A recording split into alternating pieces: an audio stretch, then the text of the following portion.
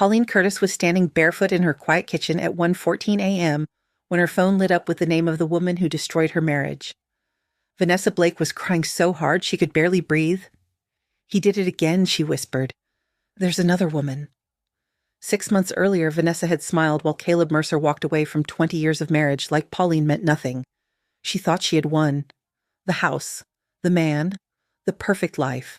Now she sounded exactly like Pauline had the night Caleb shattered her. Pauline stared out at the frozen lake beyond her window and closed her eyes. So she said softly, "Now you finally understand.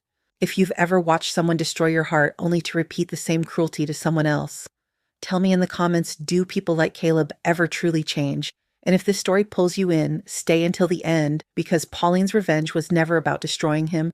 It was about surviving him."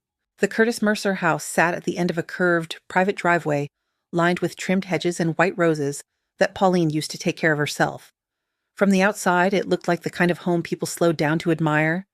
Inside, it had started feeling cold months ago. Pauline stood at the kitchen island one October morning, carefully arranging blueberries beside Caleb's toast, trying to remember the last time her husband had looked at her without distraction in his eyes. "Your coffee's getting cold," she said softly. Caleb Mercer barely glanced up from his phone. That was all she got. No smile. No thank you. No kiss before work like he used to give her every morning for nearly 20 years. Just the blue glow of his screen reflecting against his sharp jaw while he typed another message to someone who clearly mattered more than the woman standing 3 feet away from him. Pauline told herself not to overthink it. Caleb was under pressure. The promotion at Hawthorne Capital was coming up soon. Everyone knew Ethan Cole, the senior executive partner, was preparing to retire within the year. Caleb had become obsessed with positioning himself as the natural replacement. Pressure changed people. At least that's what Pauline kept telling herself. "You're coming to dinner Friday, right?" she asked carefully. "The charity event." Caleb sighed like the question exhausted him. "I already told you yes. You didn't sound sure." He finally looked up, then irritation flashing across his face. "Pauline, not everything is a problem." The words hit harder than they should have, because lately everything somehow became her fault. If he came home late, she was needy. If she asked questions, she was insecure. If she got quiet, she was dramatic. She watched him stand and straighten his navy tie in the reflection of the kitchen window. He looked expensive now, sharper, colder. Like the higher he climbed in corporate America, the less human he became. And Pauline hated herself for noticing how handsome he still was. "You forgot your lunch," she said.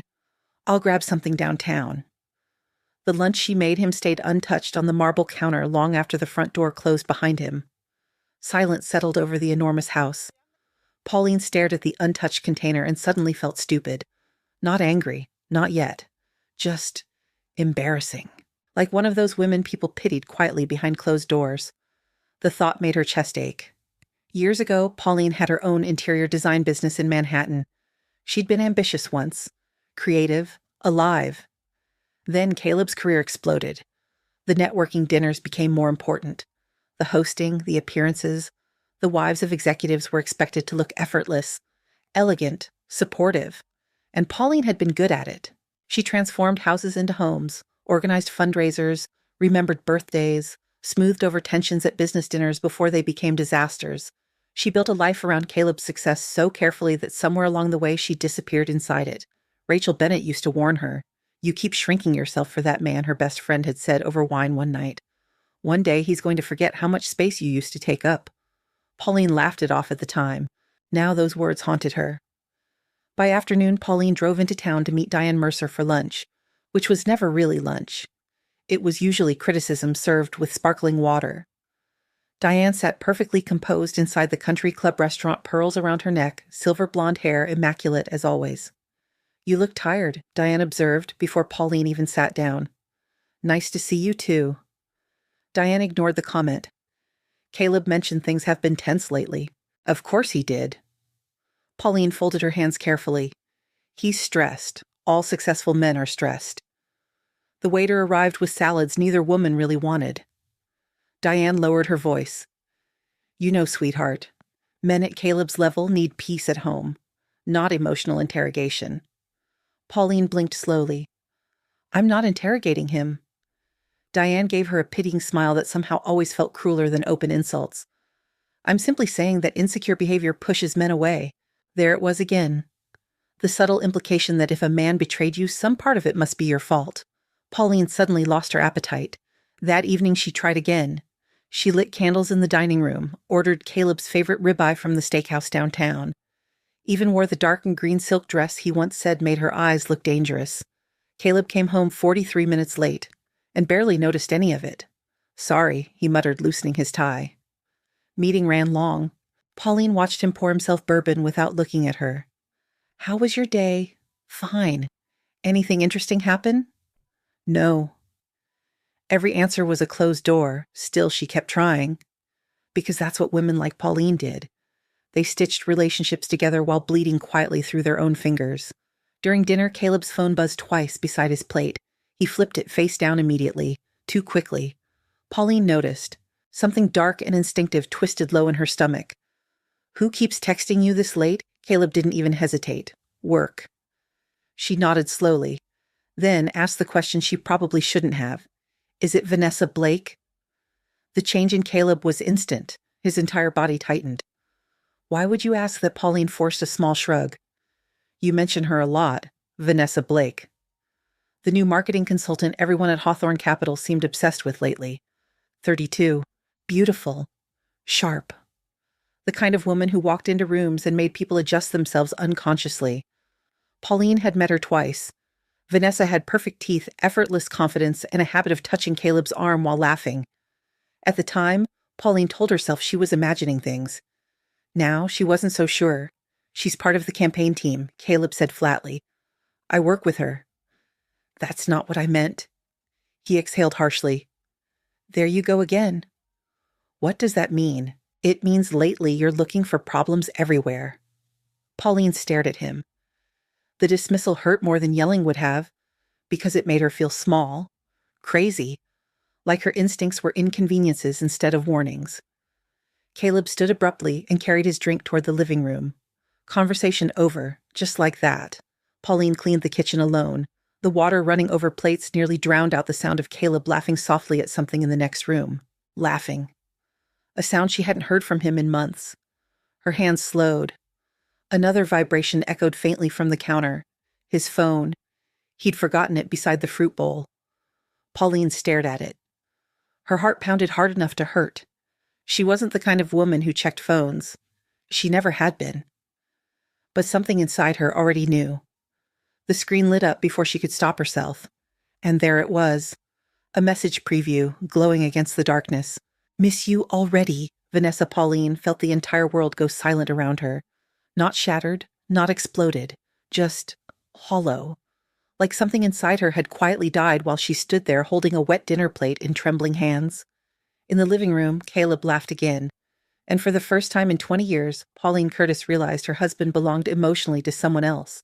The silence in the Curtis Mercer house that night didn't feel peaceful anymore. It felt contaminated. Pauline Curtis stood in the kitchen long after Caleb Mercer had fallen asleep upstairs. The message still burned behind her eyes like a brand she couldn't wash away. Miss you already, Vanessa. She had not confronted him, not yet, because something deep inside Pauline, something she didn't even recognize anymore, had gone strangely still. Not calm, not healed, just alert, like an animal that had finally realized the forest was on fire. She placed Caleb's phone back exactly where she found it. Perfect angle, perfect innocence. The kind of precision she used to reserve for design work before her life narrowed down to managing someone else's success. Upstairs, Caleb slept like nothing in the world had changed. Downstairs, Pauline stopped being the version of herself that still believed in accidents. 2 days later, Caleb insisted she attend the Hawthorne Capital charity dinner. You should come, he said while adjusting his cufflinks. It's important for appearances.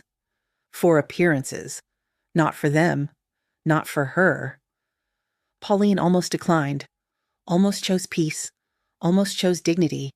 But something inside her whispered, if you don't go, you'll never stop imagining what you don't want to see. So she went. The venue was a restored Manhattan-style ballroom in downtown Stamford.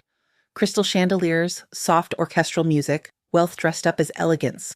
Pauline stepped inside wearing a simple black dress, understated makeup, her hair pinned back neatly. She used to love these events. Now she felt like a ghost walking through someone else's life. And then she saw her. Vanessa Blake. She was standing near the bar in a silver dress that caught light like it belonged on someone who wanted to be seen, laughing softly, confidently, like she had never once doubted where she belonged.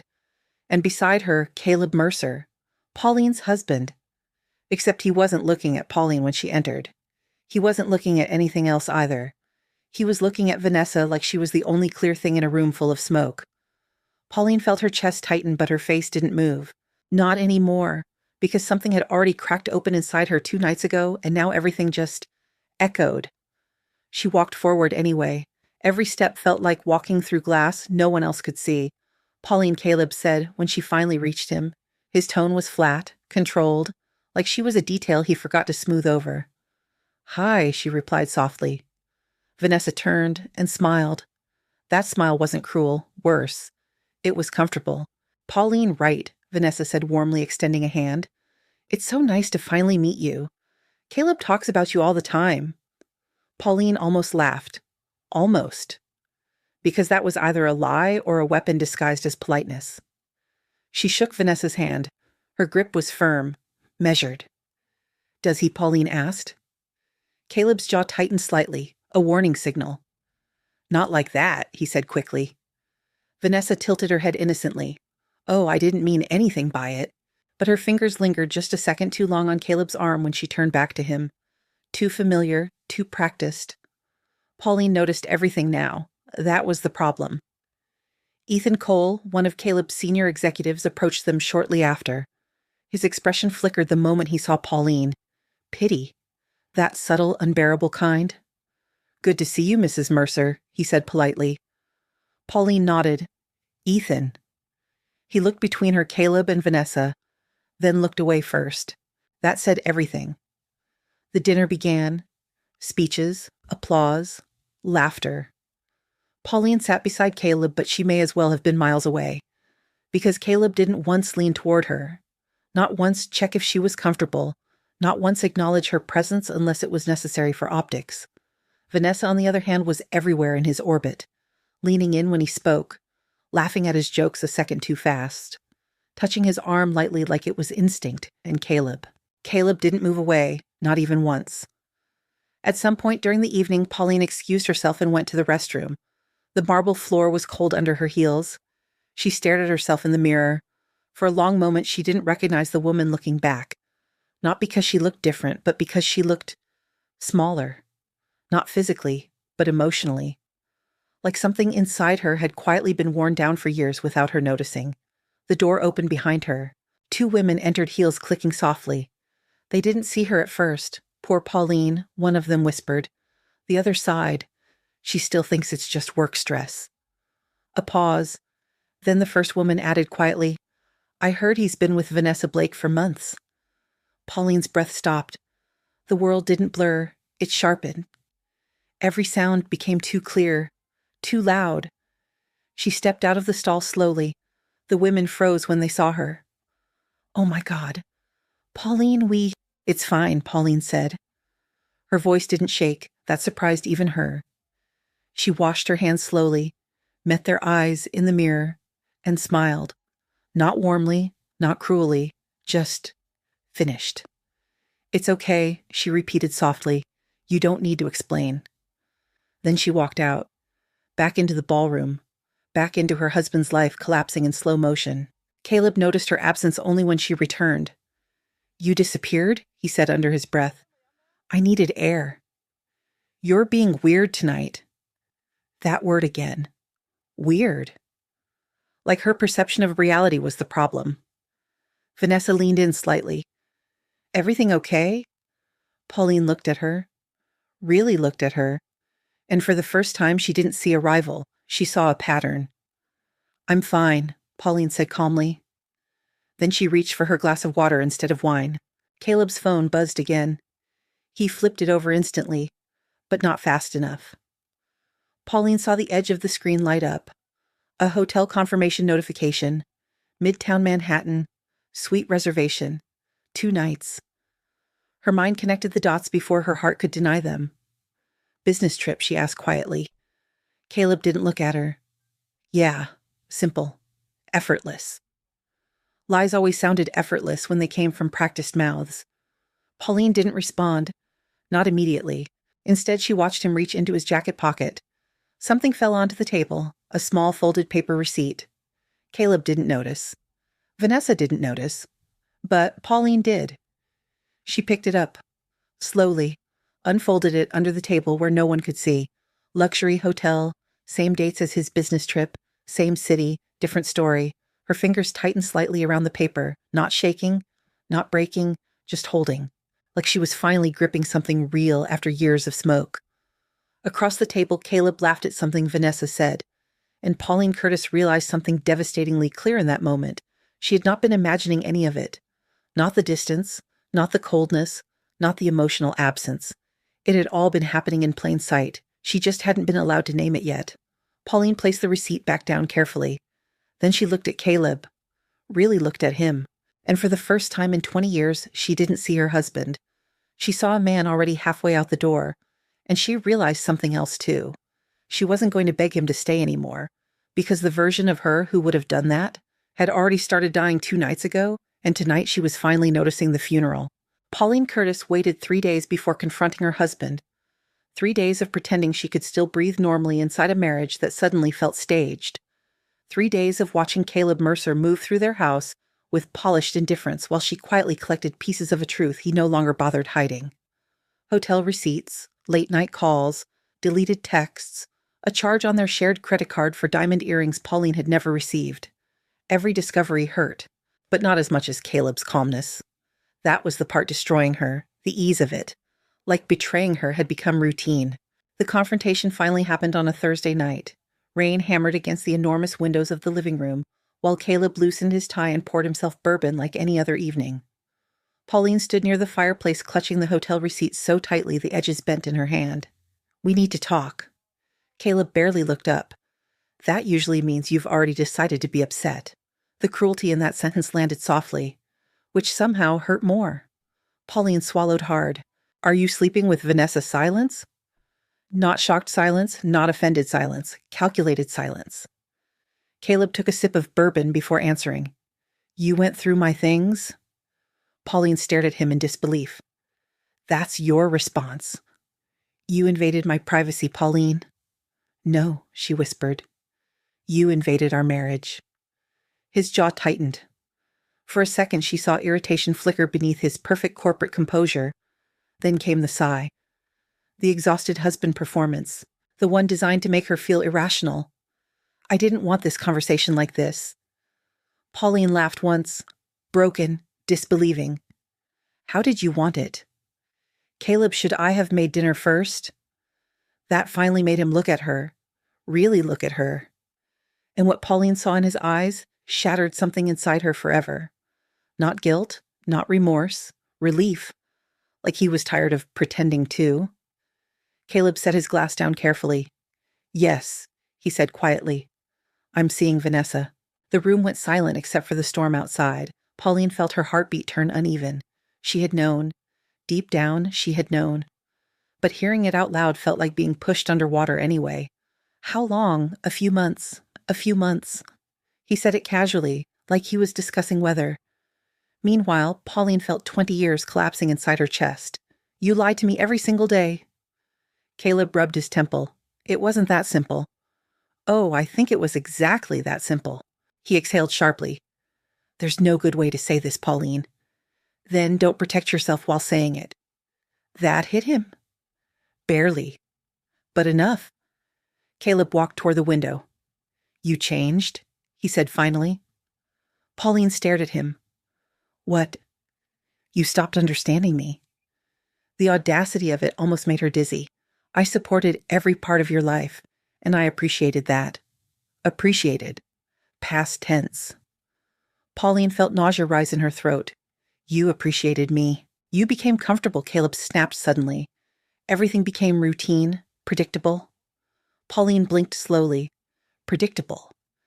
She thought about every sacrifice she made for him, the career she paused, the dinners she hosted, the nights she stayed awake helping him prepare presentations, the years she spent shrinking herself so his life could expand.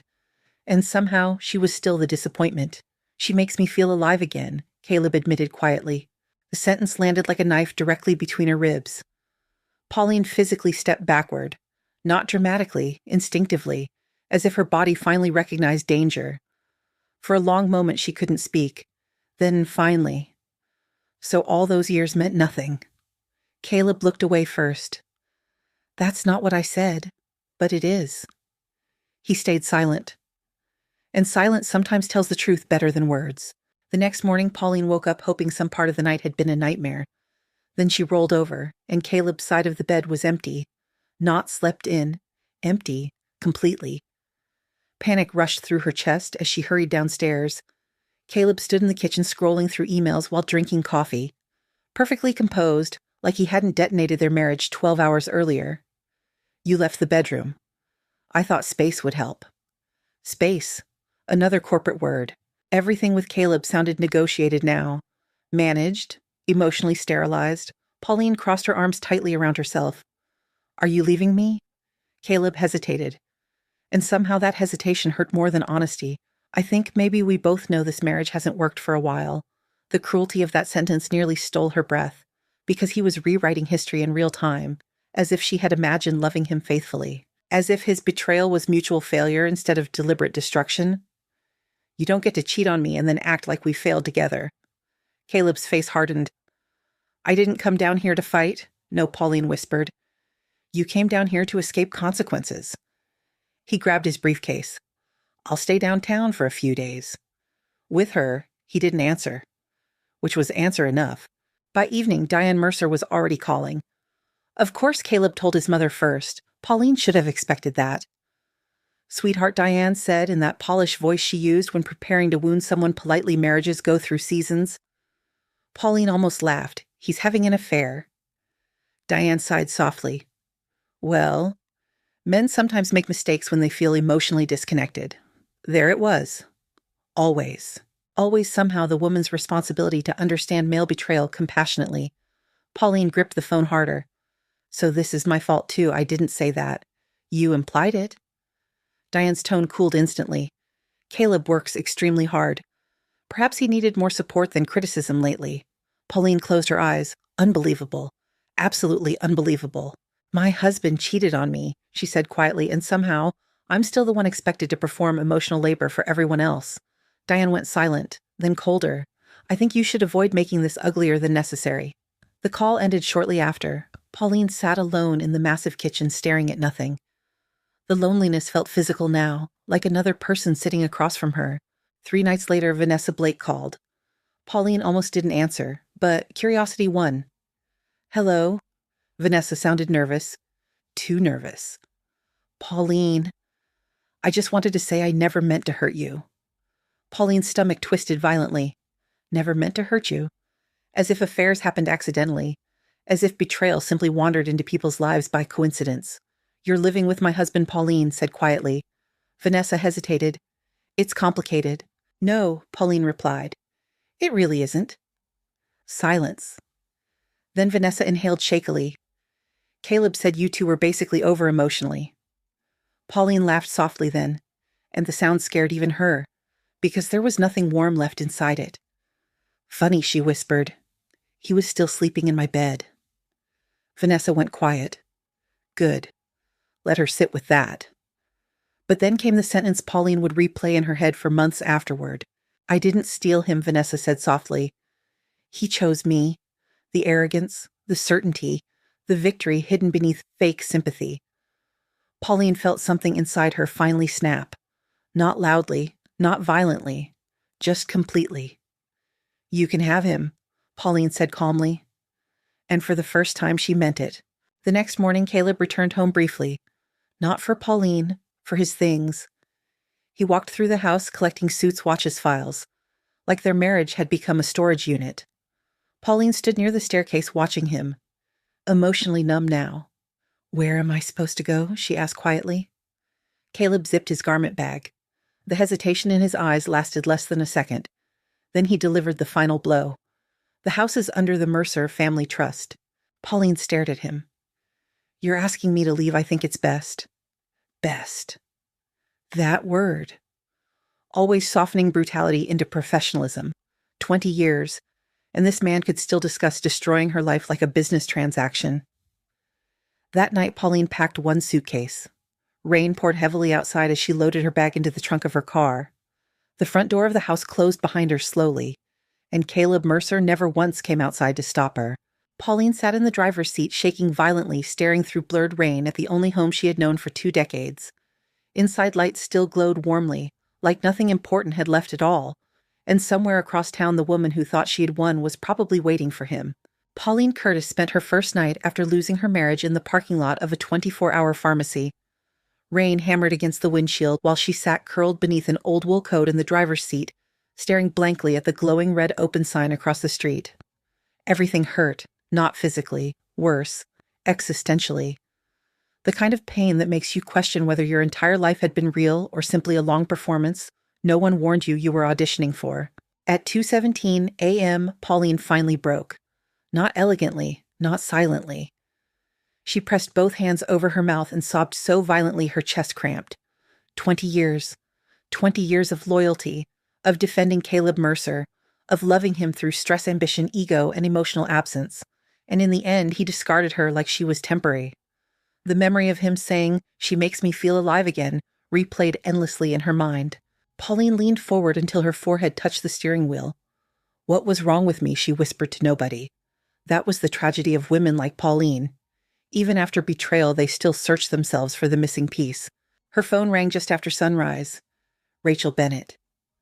Pauline almost ignored it, but Rachel called again immediately, then again.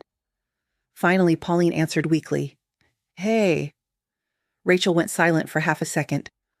"Where are you?" Pauline looked around the empty parking lot. "I don't know." That terrified Rachel instantly. "Pauline," she said sharply, "where are you right now?" An hour later, Rachel found her sitting motionless inside the cold car mascara, stained beneath exhausted eyes. Rachel opened the passenger door and froze. Oh my God. That was all it took. Pauline started crying again. Rachel climbed into the driver's seat and pulled her into a fierce hug, and Pauline realized nobody had held her like they were afraid to lose her in years. Not Caleb, not anyone. "You are not sleeping in a damn parking lot?" Rachel muttered fiercely. "Absolutely not." Pauline laughed weakly through tears. "He threw me out." Rachel's expression darkened instantly. "He did what the house is under his family trust." Rachel stared at her for a long moment, then very carefully asked, "How much access do you have to your accounts?" Pauline blinked. "What?" "Your money?" Pauline hesitated. "We have joint accounts." Rachel's face changed immediately. Not sympathy anymore. Concern. Danger level concern. Rachel said slowly, "Have you checked them?" A cold feeling slid down Pauline's spine. They checked from Rachel's apartment 30 minutes later. The luxury condo overlooked downtown Stamford, all steel and glass, and expensive minimalism. Rachel had built her life differently than Pauline had. No husband, no dependents, no illusion that love alone protected women. Pauline's fingers trembled as she logged into the primary account, then stopped moving completely. Available balance $3,842? Her stomach dropped. That's impossible. 3 weeks earlier, the account had contained nearly 6 figures. Pauline refreshed the page repeatedly. Same number. Rachel leaned closer. Scroll. Transfer after transfer filled the screen. Large withdrawals, private investment movements, accounts Pauline didn't recognize. Dates stretching back months. Her blood went cold. "He planned this," Pauline whispered. Rachel's jaw tightened. How long has he been preparing to leave? Pauline thought back suddenly. The late office nights, the secrecy, the emotional distance. Vanessa. Oh my God. It hadn't been spontaneous, not passion, not confusion. Caleb had been dismantling her life quietly while still kissing her goodbye in the mornings. Pauline physically felt something crack inside her chest again. Rachel grabbed a notebook immediately. Start listing everything, what assets, accounts, properties, retirement funds, everything. Pauline stared blankly. Rachel's tone softened slightly. "Sweetheart, listen to me carefully. Men like Caleb don't destroy women emotionally without trying financially too." That sentence changed something. Because suddenly Pauline wasn't just heartbroken. She was endangered. Over the next several days, Pauline barely functioned. Rachel practically carried her through survival. Food, showering, phone calls, sleep. Everything felt mechanical. Pauline woke up each morning disoriented briefly, forgetting her marriage had collapsed. Then reality would hit again like a falling piano. One afternoon, while Rachel worked remotely at the dining table reviewing legal contracts, Pauline sat wrapped in a blanket staring blankly out the apartment windows. I keep replaying everything she whispered. Rachel looked up. What part? All of it. Pauline swallowed hard. I keep wondering when he stopped loving me. Rachel was quiet for a moment. Then, maybe the better question is when he stopped loving himself. Pauline frowned slightly. Rachel closed her laptop. Men like Caleb need constant validation because underneath all that confidence is emptiness. They consume people to feel powerful. Pauline looked down. I still miss him. Of course you do. Rachel's voice softened completely now. You don't stop loving someone overnight just because they became cruel. That almost made Pauline cry again. Because finally someone was speaking about her pain without minimizing it. No lectures, no blame, no men make mistakes, just truth. 3 days later, Pauline finally returned briefly to the house while Caleb was supposedly at work. Walking inside nearly destroyed her. Everything looked the same. The candles she bought still sat near the fireplace. Her framed vacation photos still lined the hallway. Their wedding portraits still hung above the staircase like a cruel joke, but emotionally the house felt occupied by strangers now. Pauline packed more clothing quietly, then froze when she entered the master bedroom. Vanessa's perfume lingered faintly in the air. Sweet, expensive, violating. Pauline physically staggered backward. No, no, no, no. Caleb had brought her there, into Pauline's home, into their bed. Her stomach turned violently. She rushed into the bathroom and threw up. Afterward, Pauline sat on the cold tile floor, shaking uncontrollably. That was the moment something shifted permanently. Not grief, clarity, because betrayal was one thing, but desecration that required cruelty, intentional cruelty. Later that evening, Rachel sat beside Pauline reviewing financial documents when suddenly she stopped flipping pages. Wait. Pauline looked up weakly. What? Rachel pointed toward a transfer statement. This inheritance account. Pauline frowned. That was from my grandmother. How much was originally there? About 200,000? Rachel's eyes narrowed. And Caleb had access. Pauline nodded slowly. Rachel kept scrolling. Then her entire expression hardened. Oh, this son of a bitch! Pauline's heartbeat quickened. What? Rachel turned the laptop screen toward her. Furniture invoices, luxury interior purchases, designer lighting, custom Italian dining set, delivery address, the Ashton Residence's penthouse 14B. Pauline recognized the building instantly. Vanessa's building. Her vision blurred. No. Rachel kept reading silently, then finally looked up carefully. Pauline. Your inheritance funded their apartment. The room went completely still. Pauline felt like someone had reached inside her chest and physically ripped something out. Not just because of the money, because of what it represented. Her grandmother had left her that inheritance with trembling hands in a hospital room 3 years earlier. For your future, she'd whispered lovingly, and Caleb used it to build a fantasy life with another woman. Pauline suddenly started laughing. Rachel looked alarmed, but Pauline couldn't stop. The sound cracked apart halfway through into sobbing, because the pain had become too enormous for ordinary crying now. Rachel immediately moved beside her. He is going to regret underestimating you, Rachel whispered fiercely. Pauline shook her head weakly. You don't understand. No, Rachel corrected quietly. You don't understand yet. Pauline looked at her through tears. Rachel's eyes sharpened. Kind women like you survive monsters all the time. The only difference now is that you finally know what he is. She reached for another folder, then froze. Her expression changed instantly. What? Rachel slowly pulled out a corporate filing document. A hidden LLC registration.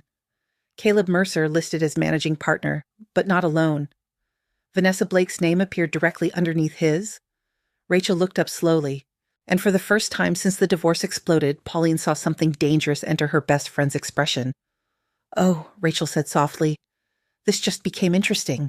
For the first month after Caleb Mercer destroyed her marriage, Pauline Curtis moved through life like someone recovering from a natural disaster. Everything familiar was gone. Not physically, psychologically. The woman who used to wake up every morning thinking about dinner reservations, charity events, and Caleb's schedule now spent her days sitting across from Rachel Bennett at a glass dining table covered in financial statements and legal folders. And strangely enough, the paperwork hurt less than the memories. Because numbers didn't gaslight her, numbers told the truth. "This LLC matters," Rachel said one rainy afternoon, tapping her pen against a stack of documents. Pauline sat curled in an oversized sweater, exhaustion carved into the soft shadows beneath her eyes. Why Rachel turned the laptop screen toward her, because Caleb never disclosed it during preliminary filings. Pauline frowned slightly. "And that's bad." Rachel gave her a sharp look. "It's illegal." That word landed differently. Illegal. Not cruel. Not immoral. Illegal. For weeks, Pauline had been emotionally drowning in betrayal, but now the situation was shifting into something colder, more strategic. Rachel opened another document. This shell company purchased assets while Caleb was still moving marital money. Pauline stared blankly. "I still don't fully understand any of this." "That's intentional," Rachel replied. "Men like Caleb rely on women not understanding finances." Something bitter twisted in Pauline's stomach, because she suddenly remembered all the times Caleb handled things to make life easier for her. Investment portfolios, tax planning, property paperwork. She trusted him completely, and trust she was learning could become a weapon in the wrong hands. The next few weeks became a brutal education. Rachel taught Pauline how to read financial records, how to trace transfers, how to identify hidden assets. At first, Pauline hated every second of it. Not because it was difficult, because every discovery felt like another betrayal layered beneath the first one. Caleb hadn't simply cheated, he had prepared, strategized, protected himself long before Pauline even knew their marriage was bleeding out. One evening, Pauline sat staring at spreadsheets while rain rolled softly down the apartment windows. "I feel stupid," she admitted quietly. Rachel looked up immediately. "Don't." "But I ignored everything. You loved him. That shouldn't make me blind." Rachel leaned back slowly. "No, but it explains why you kept choosing hope over suspicion." Pauline swallowed hard. That sentence lingered in the room. Hope over suspicion. That had basically been her entire marriage near the end. Meanwhile, Caleb continued acting like she was the unreasonable one. Every email from his attorney sounded polished and emotionally detached. Every conversation became transactional, cold, professional, cruel in the way only emotionally intelligent people know how to be cruel. During one phone call regarding temporary asset division, Caleb sighed heavily halfway through the conversation. "Can we please do this without drama?" Pauline nearly laughed. Drama? That word again, as if he hadn't detonated her entire life. "You moved my inheritance into your mistress's apartment," Pauline said quietly. A pause. Then Caleb answered calmly, "It wasn't like that." Pauline closed her eyes. "What does that even mean? You're twisting things emotionally." There it was.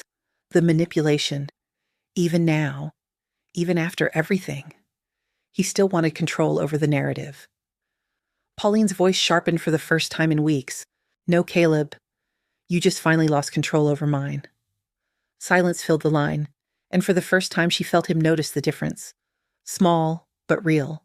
That same week, Vanessa Blake posted photos from Santorini. Pauline discovered them accidentally while scrolling late at night. Vanessa stood beside Caleb on a yacht wearing white linen and oversized sunglasses, laughing into the wind like she had stepped directly into someone else's fantasy. Pauline stared at the screen too long, because 6 months earlier, Caleb refused to take Pauline on vacation, claiming work pressures were too intense. But apparently not too intense for island sunsets with his mistress. The pain hit suddenly, sharp enough to steal her breath. Rachel found her crying silently on the couch an hour later. "She looks so happy," Pauline whispered. Rachel glanced at the photo, then snorted softly. "Instagram happiness isn't real happiness. It still hurts." "Of course it does." Pauline wiped her eyes angrily. "I hate that part of me still misses him." Rachel sat beside her. "You miss the man you believed he was." That distinction mattered, more than Pauline realized at the time, because slowly, painfully, she was beginning to separate Caleb Mercer, the husband, from Caleb Mercer, the performance. And the deeper Rachel dug legally, the uglier the truth became. A few days later, Ethan Cole contacted her privately. The message arrived unexpectedly. "Can we meet?" "It's important." Pauline almost ignored it, but curiosity won. They met at a quiet coffee shop downtown, far away from Hawthorne Capital's corporate offices. Ethan looked uncomfortable the moment she arrived, like guilt had been eating him alive for months. "You look better than I expected," he admitted carefully. Pauline smiled faintly. "That bad?" Ethan hesitated. "People are talking, Pauline, about the affair, about Caleb?" She sat straighter immediately. Ethan lowered his voice. "There have been concerns internally for a while." Pauline's heartbeat quickened. "What kind of concerns?" Ethan glanced around before continuing. "Expense reports, executive spending, client entertainment budgets." Pauline stared at him. "He used company money," Ethan didn't answer directly, which was answer enough. A cold wave moved through her chest, because suddenly Caleb's luxury trips with Vanessa looked very different. Not romantic, reckless, potentially criminal. Ethan rubbed his jaw tiredly. "He's gotten arrogant lately." Pauline almost laughed at the understatement. Ethan leaned closer. "Look, I shouldn't even be here. But you deserve better than what he did to you." Emotion unexpectedly rose in Pauline's throat. Not because of Ethan specifically, because this was the first time someone from Caleb's world openly acknowledged her suffering instead of minimizing it. "You all knew," she whispered. Ethan looked ashamed. "Not everything, but enough." He looked away. And that silence answered everything. That night, Pauline sat alone on Rachel's balcony, wrapped in a blanket, watching city lights flicker below. The anger finally arrived fully. Not explosive anger. Worse, cold anger. The kind born from clarity, because suddenly she saw the full picture. Caleb didn't accidentally betray her. He consumed her loyalty while building an exit plan behind her back, and somehow still expected her to protect his image afterward. Her phone buzzed suddenly. Caleb. Pauline considered ignoring it, then answered. What his voice sounded irritated immediately. "My attorney says Rachel's requesting access to corporate-related financial records." "Yes." "That's unnecessary." Pauline almost smiled. Interesting. This finally scared him. "You hid assets," she replied calmly. "You're being vindictive now." Vindictive. Another favorite word men used whenever women stopped being convenient. Pauline's voice remained terrifyingly steady. "No Caleb?" "I'm becoming informed." He exhaled sharply. "You're letting Rachel poison you against me?" That nearly made Pauline laugh out loud. Poison. As if truth itself had become an attack. "You did that yourself?" A long silence followed. Then Caleb's tone changed suddenly. Softer. Manipulative.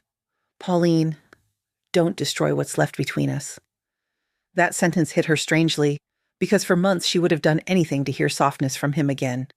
Now it just sounded strategic. "There isn't anything left between us," she said quietly, and for the first time she realized she meant it. Not fully, not healed, but awakening. The call ended coldly. Pauline stared out over the city afterward, feeling something unfamiliar settle inside her chest. Power, small, fragile, but growing. Inside Rachel's apartment, paperwork still covered the dining table. Evidence, numbers, truth, and for the first time since Caleb shattered her life, Pauline Curtis stopped fantasizing about getting her husband back. Instead, she started wondering how far he might fall once everyone else saw the man she finally saw clearly. Then her laptop chimed softly. A new legal filing notification appeared. Pauline opened it slowly and froze. Caleb's attorneys were attempting to leave her with almost nothing. Vanessa Blake thought she had won. At least in the beginning. The penthouse at the Ashton residences looked exactly like the kind of life she used to save screenshots of on Pinterest during boring college lectures years ago. Floor-to-ceiling windows, white marble counters, designer furniture Caleb Mercer had insisted she deserved. Everything smelled expensive. Fresh flowers arrived weekly. Champagne lived permanently chilled inside the kitchen refrigerator. And Caleb, successful, polished, admired Caleb Mercer, looked at her like she was the answer to a question he'd been asking his whole life. At first. That was the dangerous part about men like Caleb. In the beginning, they loved like performers chasing applause.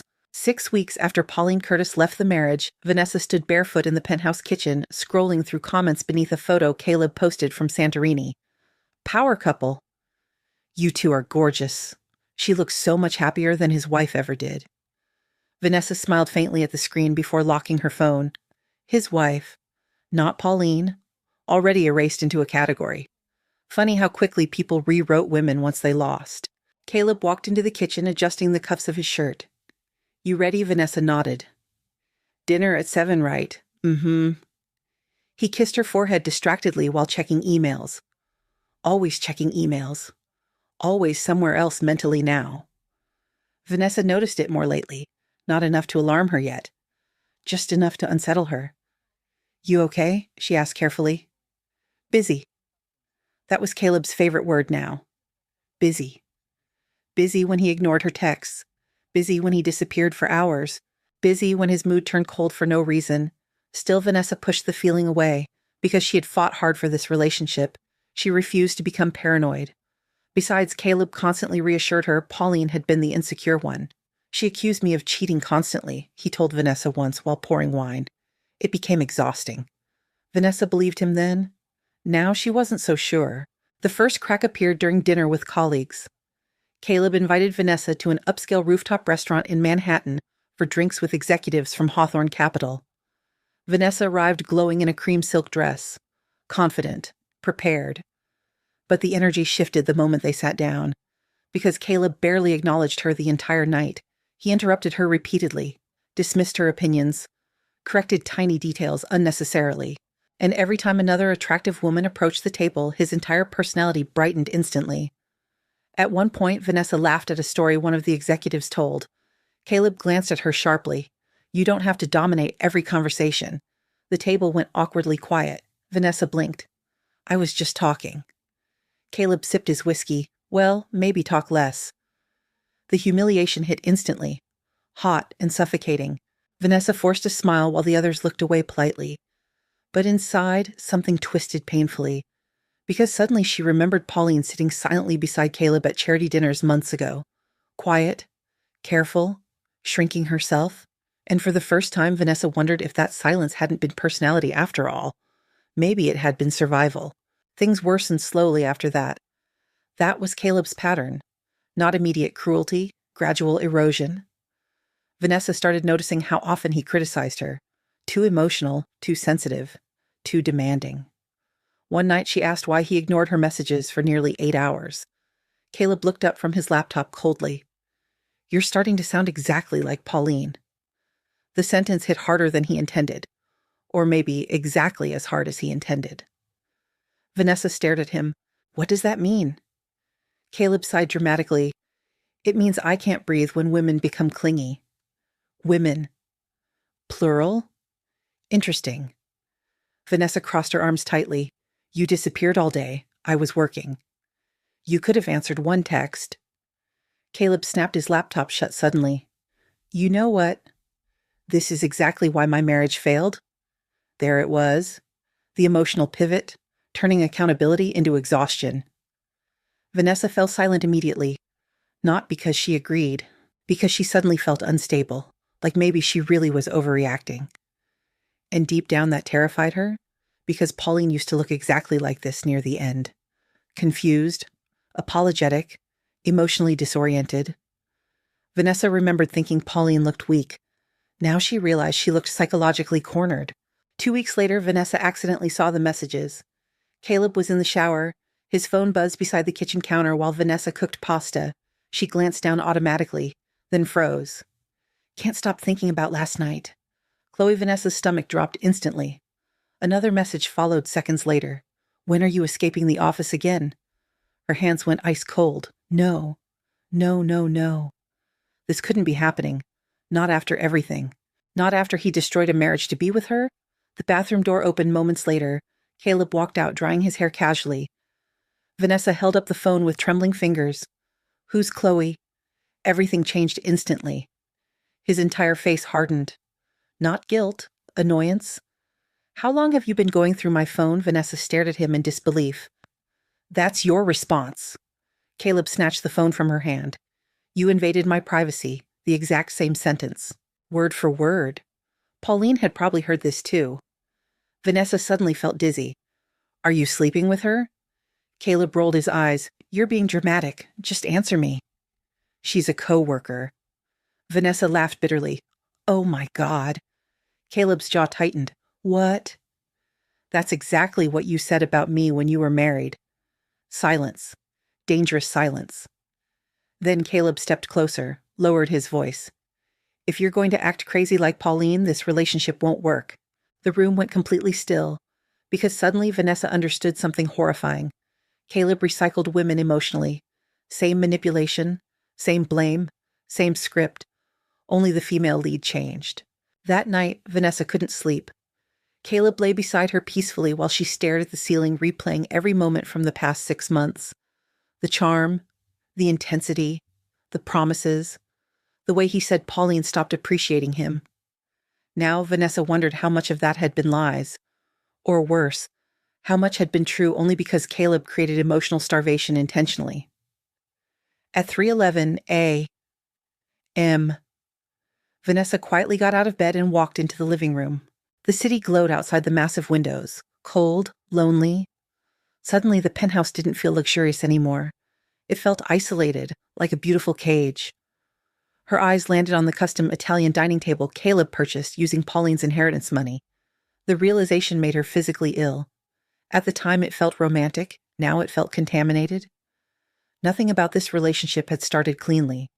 So why did she expect it to become healthy afterward? Vanessa wrapped her arms around herself tightly. For the first time since winning Caleb Mercer, she felt deeply unsafe emotionally. The following week only confirmed her fears. Caleb became increasingly distant, phone always hidden, meetings running late, emotionally unavailable unless he wanted admiration or sex. One evening, Vanessa tried confronting him calmly. I feel disconnected from you lately. Caleb didn't even look up from his laptop. That sounds like a you problem. The cruelty stunned her. You used to care when I was upset. He shrugged. People change. Vanessa stared at him. No, that wasn't true. This wasn't change. This was exposure. The real Caleb Mercer had simply arrived after the performance ended, and suddenly Pauline's haunted eyes from the charity gala made terrible sense. Vanessa remembered how calm Pauline sounded on the phone weeks ago after the affair exploded. You can have him.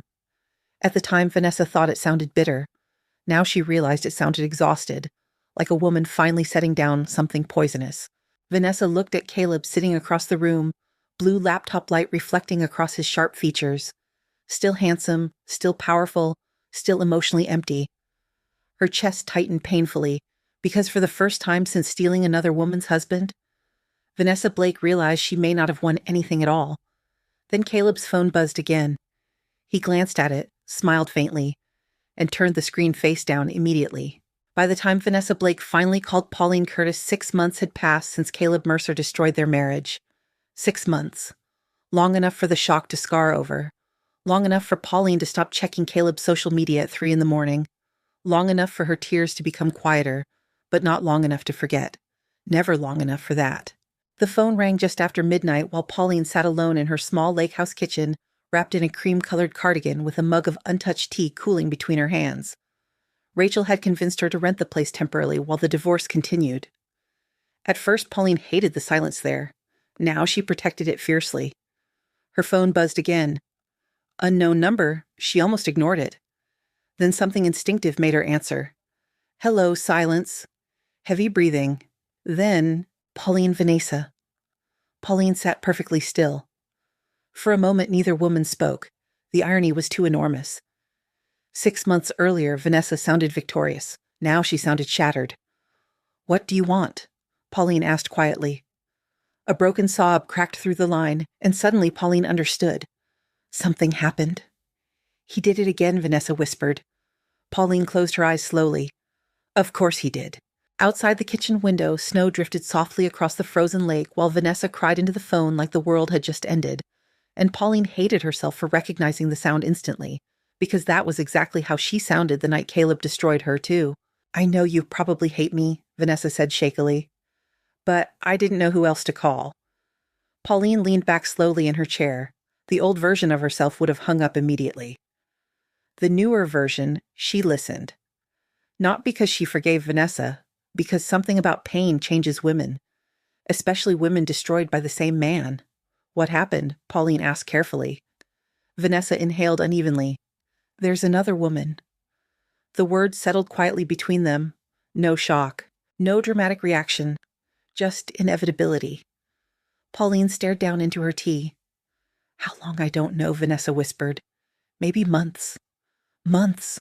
Always months. Caleb liked overlapping women emotionally. It protected him from loneliness, and probably from accountability too. He keeps disappearing, Vanessa continued. Then he tells me I'm paranoid, that I'm becoming unstable. Pauline nearly laughed. Not because it was funny, because the manipulation had become embarrassingly predictable. He said the exact same thing about me, didn't he? Pauline asked. Vanessa went silent.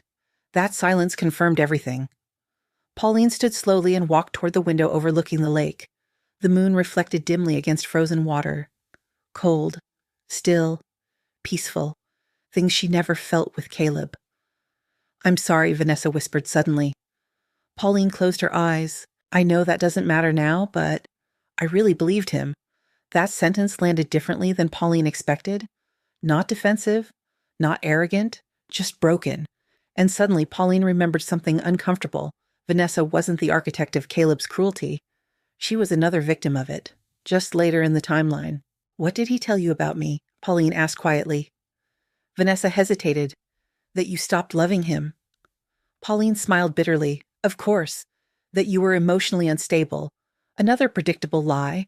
That you constantly accused him of cheating for no reason. Pauline laughed softly under her breath. No reason. The irony almost hurt physically. Vanessa's voice cracked. He said you made him feel trapped. Pauline leaned against the kitchen counter slowly. There it was. The Caleb Mercer cycle. Woman loves him deeply. Woman notices inconsistencies. Woman questions him. Woman becomes crazy. New woman arrives. Old woman gets rewritten as the villain. Repeat, repeat, repeat. How bad is it? Pauline finally asked. Vanessa started crying harder immediately, and suddenly the details spilled out all at once. Caleb drained money from their shared account. Again. He disappeared for entire weekends claiming business travel. Again. He became cold whenever Vanessa expressed hurt. Again. He accused her of suffocating him emotionally. Again. Pauline listened silently through all of it. Not because she lacked empathy, because she was hearing her own trauma recycled through another woman's voice. And that realization felt surreal, like standing outside your own funeral watching someone else get buried beside you. He made me feel insane, Vanessa whispered. Pauline's throat tightened unexpectedly, because that was the part nobody talked about enough. Not the cheating, the psychological erosion, the slow destruction of your confidence until you no longer trusted your own instincts. He does that intentionally, Pauline said quietly. What he destabilizes women emotionally so they become easier to control. Vanessa went silent. Pauline continued softly. First he idealizes you, then he starts withholding affection, then he punishes you for reacting to the distance he created. The silence on the line deepened, because Vanessa was recognizing every stage in real time. Oh my God, she whispered. Pauline stared out at the snow. You thought you were different, she said carefully. Vanessa's breathing hitched painfully. Yes. That honesty mattered. Most women would have denied it. But Vanessa sounded too destroyed to lie anymore. I thought if he chose me, Vanessa whispered, it meant what he felt for me was real. Pauline closed her eyes briefly. I think he mistakes obsession for love. The words lingered quietly. And suddenly Pauline realized something strange. She wasn't angry anymore. Not at Vanessa, not even fully at Caleb. The rage had burned itself into clarity months ago. Now she mostly felt tired. Tired of women being taught to compete for emotionally unavailable men instead of recognizing the warning signs together. Who is she? Pauline finally asked. Vanessa laughed weakly through tears. A 26-year-old junior analyst named Chloe. Pauline shook her head slowly. Of course. Younger, newer, fresh validation. The cycle continuing exactly as predicted. He says I'm overreacting, Vanessa whispered. Pauline's voice hardened slightly. No. He says that because if you trust your instincts, he loses power. Silence again. Then Vanessa asked quietly, how did you survive him? That question hit Pauline unexpectedly hard. Because 6 months ago, she honestly didn't think she would. There were nights she sat on Rachel's bathroom floor, unable to breathe through the grief. Nights she stared at old photos until sunrise, wondering how a person could erase you while still alive. But somehow she survived anyway. Slowly, ugly, one boundary at a time. You stop asking him to become the man you hoped he was, Pauline said softly. That's the beginning. Vanessa cried quietly. I feel so stupid. No, Pauline replied immediately. And she meant it. He's practiced at this. That truth mattered too. Because manipulators rarely destroy only one person. They repeat themselves. Different names, same damage. The conversation lasted nearly 2 hours. By the end, Vanessa sounded emotionally exhausted. Pauline did too, but something shifted between them during that call. Not friendship, not forgiveness, recognition. Two women standing on opposite sides of the same fire, realizing they were both burned by the same man. Before hanging up, Vanessa spoke quietly. I used to think you were weak. Pauline smiled faintly, and now a long pause. Now I think you survived something I'm only beginning to understand. Emotion unexpectedly tightened Pauline's chest. Not validation exactly, but acknowledgement. And after months of being rewritten as unstable, bitter, dramatic, Pauline realized how desperately she needed someone else to finally see the truth clearly. Even if that person arrived late. Very late, Vanessa Pauline said softly before the call ended. Yeah, leave, before he convinces you this is your fault too. The line went silent. Then Vanessa whispered something so quietly Pauline almost missed it. I think he already has. After the call ended, Pauline stood alone in the quiet kitchen staring at the frozen lake again. The house remained silent, peaceful. No manipulation, no emotional landmines, just stillness. And for the first time in months, Pauline realized something deeply important. Caleb Mercer had not destroyed her because she was weak. She survived precisely because she wasn't.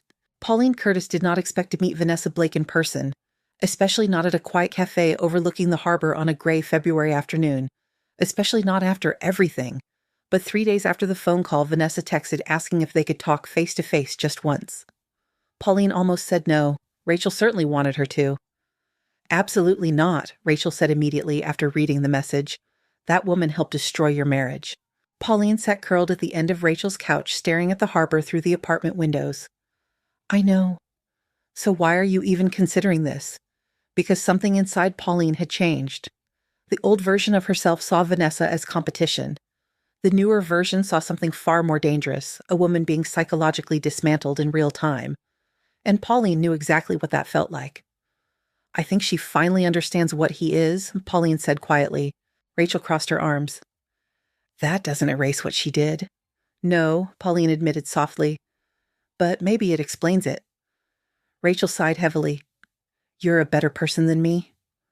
Pauline smiled faintly. No. I'm just tired of women bleeding for men who keep walking away untouched. Vanessa arrived 20 minutes late, and the difference in her shocked Pauline instantly.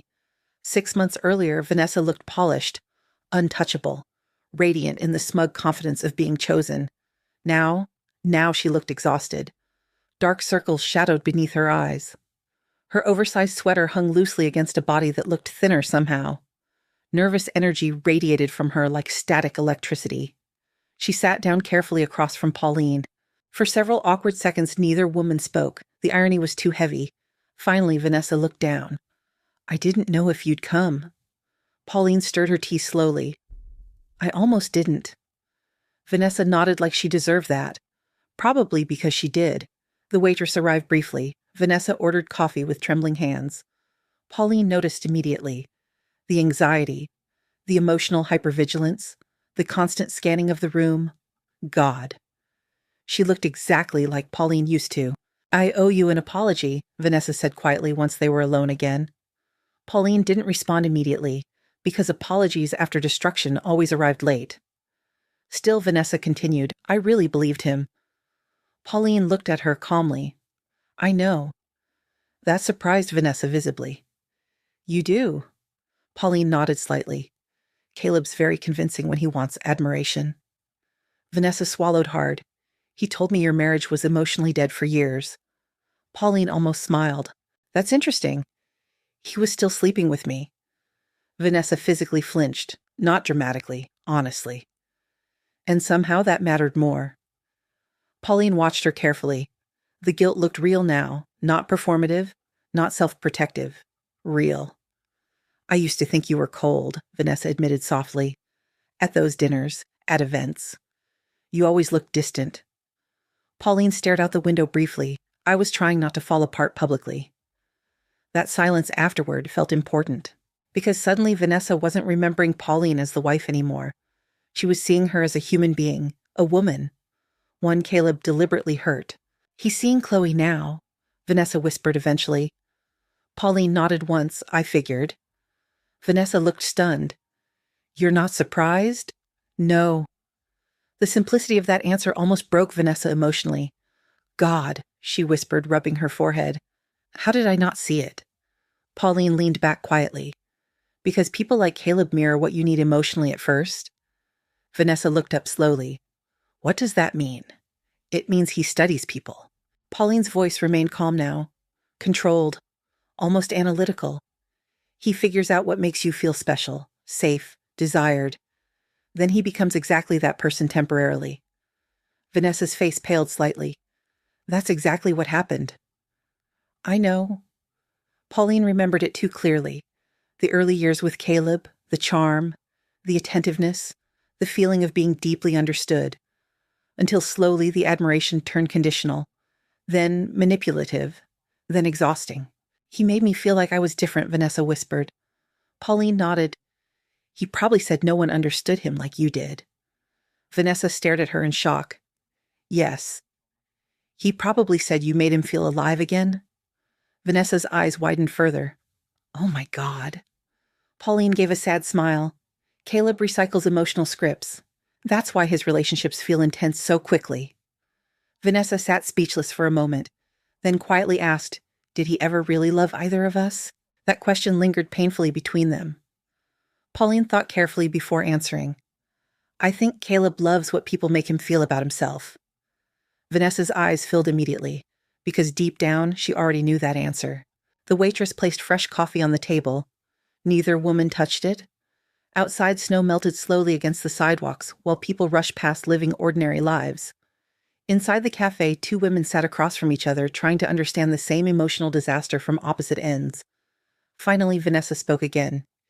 He emptied our shared account. Pauline's expression didn't change. Of course he did. How much? Almost everything. Vanessa laughed bitterly. He said it was temporary for investment movement. Pauline actually smiled faintly this time. That line's familiar, too.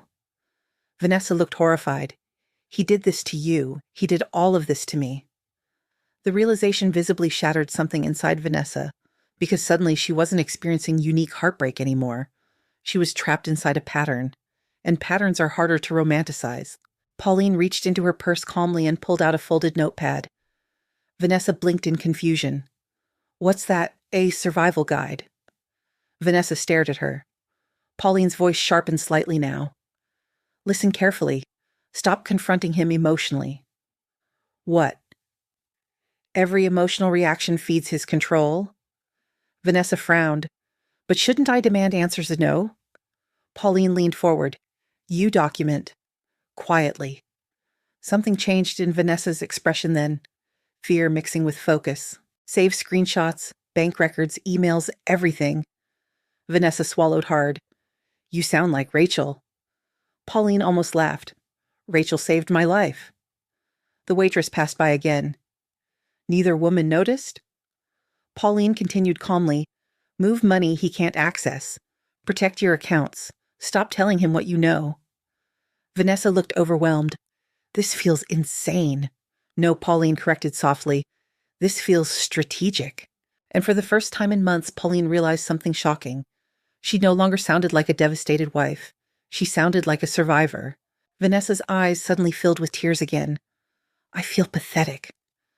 Pauline's expression softened slightly. You're grieving who you thought he was? Vanessa shook her head miserably. No. I helped hurt another woman because I thought being chosen meant I won. Pauline looked at her quietly. That's how women are conditioned to think. The truth of that settled heavily between them. Compete. Compare. Conquer. As if male validation was a trophy instead of a warning sign, Vanessa stared down at her untouched coffee. He tells Chloe the same things he told me, doesn't he? Yes. How can you sound so calm? Pauline thought about that carefully, because calmness hadn't arrived naturally. It arrived through devastation, through crying on bathroom floors, through sleepless nights, through rebuilding herself piece by painful piece. Finally, she answered honestly, because the moment you stop begging someone to love you, Pauline paused softly, you become dangerous to them. Vanessa looked up immediately, and something in her expression changed. Not healed, not strong yet, but awakening. They sat there another hour discussing details, finances, manipulation, patterns.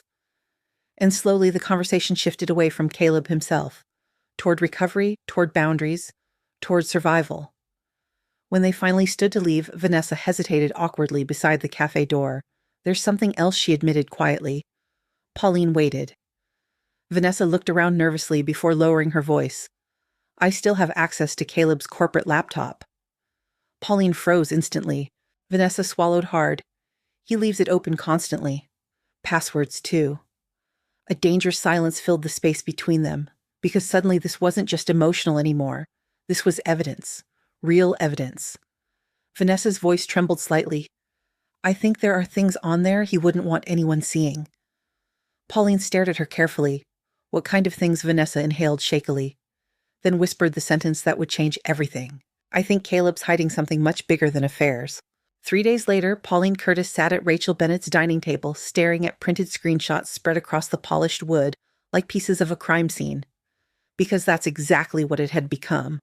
A crime scene built from lies, hidden transfers, deleted emails, and years of manipulation disguised as success.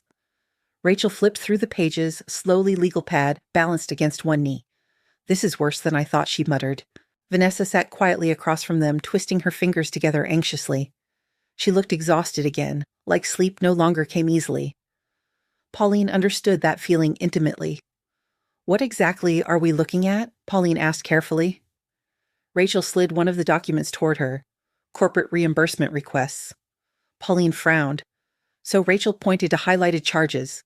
Luxury hotels, private flights. Those dates match his trips with Vanessa. Vanessa's face paled. Oh my God. Rachel nodded grimly. He billed the company for personal travel. Pauline stared at the papers silently. Somehow this felt different now. The affair hurt emotionally, but this exposed Caleb Mercer completely. Not misunderstood, not emotionally complicated, corrupt. Vanessa reached for another stack nervously. There's more. Rachel looked up immediately. Vanessa swallowed hard. He keeps folders hidden inside fake client archives. Pauline frowned slightly. How do you know? Because I watched him panic when someone almost opened one during a dinner at the penthouse. Rachel's attention sharpened instantly. And you accessed them? Vanessa hesitated, then nodded. Pauline watched conflicting emotions cross Rachel's face. Legal caution, curiosity, excitement. What was inside? Rachel asked carefully. Vanessa pulled out a flash drive from her purse. The room went completely silent. Pauline stared at it. Tiny, ordinary, potentially life-changing. I copied everything, Vanessa whispered. Rachel slowly took the drive. You understand how serious this is? Vanessa nodded shakily. I know. Pauline studied her carefully. Fear radiated off Vanessa now, but so did determination. And Pauline realized something important. Pain had transformed Vanessa too. Not into a better person overnight, but into someone finally awake. Rachel opened the files carefully on her laptop. The silence in the apartment thickened with every click. Then Rachel stopped moving entirely. Oh, wow. Pauline's stomach tightened. What? Rachel turned the screen slowly toward them. Private financial spreadsheets filled the monitor. Numbers, account transfers, executive expense routing, shell companies, and one repeating pattern. Money disappearing into hidden accounts attached to Caleb's undisclosed LLC, Vanessa whispered. Is that illegal? Rachel laughed once without humor. Very. Pauline stared blankly. How bad? Rachel looked directly at her. Potential federal investigation bad. The words landed heavily. For months, Pauline had focused only on emotional survival. Now suddenly, Caleb's entire life looked unstable. Not just his marriage, everything. The next several hours became a blur of organization and discovery. Rachel categorized evidence methodically. Vanessa provided passwords and timelines. Pauline cross-referenced dates from old vacations, business trips, and suspicious withdrawals, and slowly the full picture emerged. Caleb Mercer had been using company money recklessly for years. Affairs, luxury travel, private entertainment expenses disguised as client development. He thought he was untouchable, Rachel murmured. Pauline looked down quietly. That's because everyone treated him like he was. The room fell silent briefly, because it was true. Caleb had spent years building the perfect image. Charming executive, sophisticated husband, financial genius. Meanwhile, Pauline had quietly protected that image constantly behind the scenes. Hosting, supporting, defending him, even while emotionally starving herself. Now she wondered how many people saw pieces of the truth but stayed silent because Caleb Mercer was powerful. Around midnight, Rachel finally leaned back from the laptop, rubbing her eyes. This is enough to destroy his promotion. Vanessa looked startled. What promotion? Pauline answered quietly. He's being considered for Ethan Cole's position. Vanessa stared. He never told me that. Pauline almost smiled bitterly. Interesting. Caleb hid information from everyone strategically, even the woman he left his marriage for. Rachel tapped her pen thoughtfully. When's the board meeting? Pauline thought carefully. Friday. Rachel's eyes narrowed. Then timing matters. Vanessa looked nervous immediately. What are we doing exactly? Rachel turned toward her fully. We're building a case before Caleb realizes the women he underestimated started talking to each other. That sentence settled deeply inside Pauline, because that was the real turning point, not revenge, connection. The moment women stopped competing and started comparing truths. That's when men like Caleb became vulnerable. Later that night, Vanessa left quietly after promising to gather more files. The moment the apartment door closed behind her, Rachel turned toward Pauline immediately. You okay? Pauline leaned against the kitchen counter slowly. I don't know. And honestly, she didn't. Because part of her still struggled emotionally with the surrealness of everything. 6 months ago, she was begging Caleb to choose their marriage. Now she was helping expose potential financial misconduct beside his former mistress. Life changed violently sometimes. Rachel softened slightly. You don't have to feel guilty. Pauline frowned. I'm not guilty. Rachel tilted her head knowingly. Yes, you are. Pauline looked away. Because maybe she was. Not guilty for exposing Caleb. Guilty for finally seeing him clearly. Sometimes clarity feels like betrayal, too. Rachel walked closer. Pauline, this man emotionally and financially dismantled you. I know. No, Rachel said gently. I don't think you fully do. Pauline stayed silent. Rachel continued carefully. You're still measuring your reactions against the version of him you loved instead of the man he actually became. That hurt because it was true. Some small wounded part of Pauline still remembered the husband who danced with her barefoot in the kitchen 20 years ago. Still remembered laughter, softness, promises. But those memories no longer matched reality, and maybe they hadn't for a very long time. The next morning, Pauline met Ethan Cole privately again. This time, his expression looked far more tense. You need to be careful, he said immediately after sitting down. Pauline's pulse quickened. Why Ethan lowered his voice. There are rumors internally that Caleb suspects someone accessed his files. Pauline's stomach tightened instantly. Does he know about Vanessa? Not yet. Ethan glanced around the coffee shop carefully. But he's becoming paranoid. Pauline almost laughed softly. Interesting. Caleb finally experiencing the same instability he inflicted on women for years. How protected is he? Pauline asked quietly. Ethan hesitated. Less than he thinks. That mattered. A lot. Ethan leaned closer. If the board sees proof before Friday, they'll move fast to protect the company. Pauline looked down at her coffee silently. Part of her still couldn't believe this was happening. Another part finally understood something essential. Powerful men survive, partly because women stay isolated emotionally. Separated, ashamed, silent. Caleb never expected Pauline and Vanessa to compare stories. That was his mistake. That evening, Pauline returned to her lake house alone. The air smelled like snow and pine trees. Quiet surrounded her immediately after months of chaos. She stood in the kitchen, staring out over the frozen water while exhaustion settled deep into her bones. Then her phone buzzed. Caleb.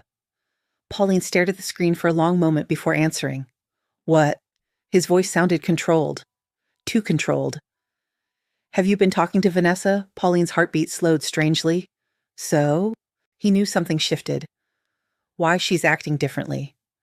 Pauline nearly smiled. Different.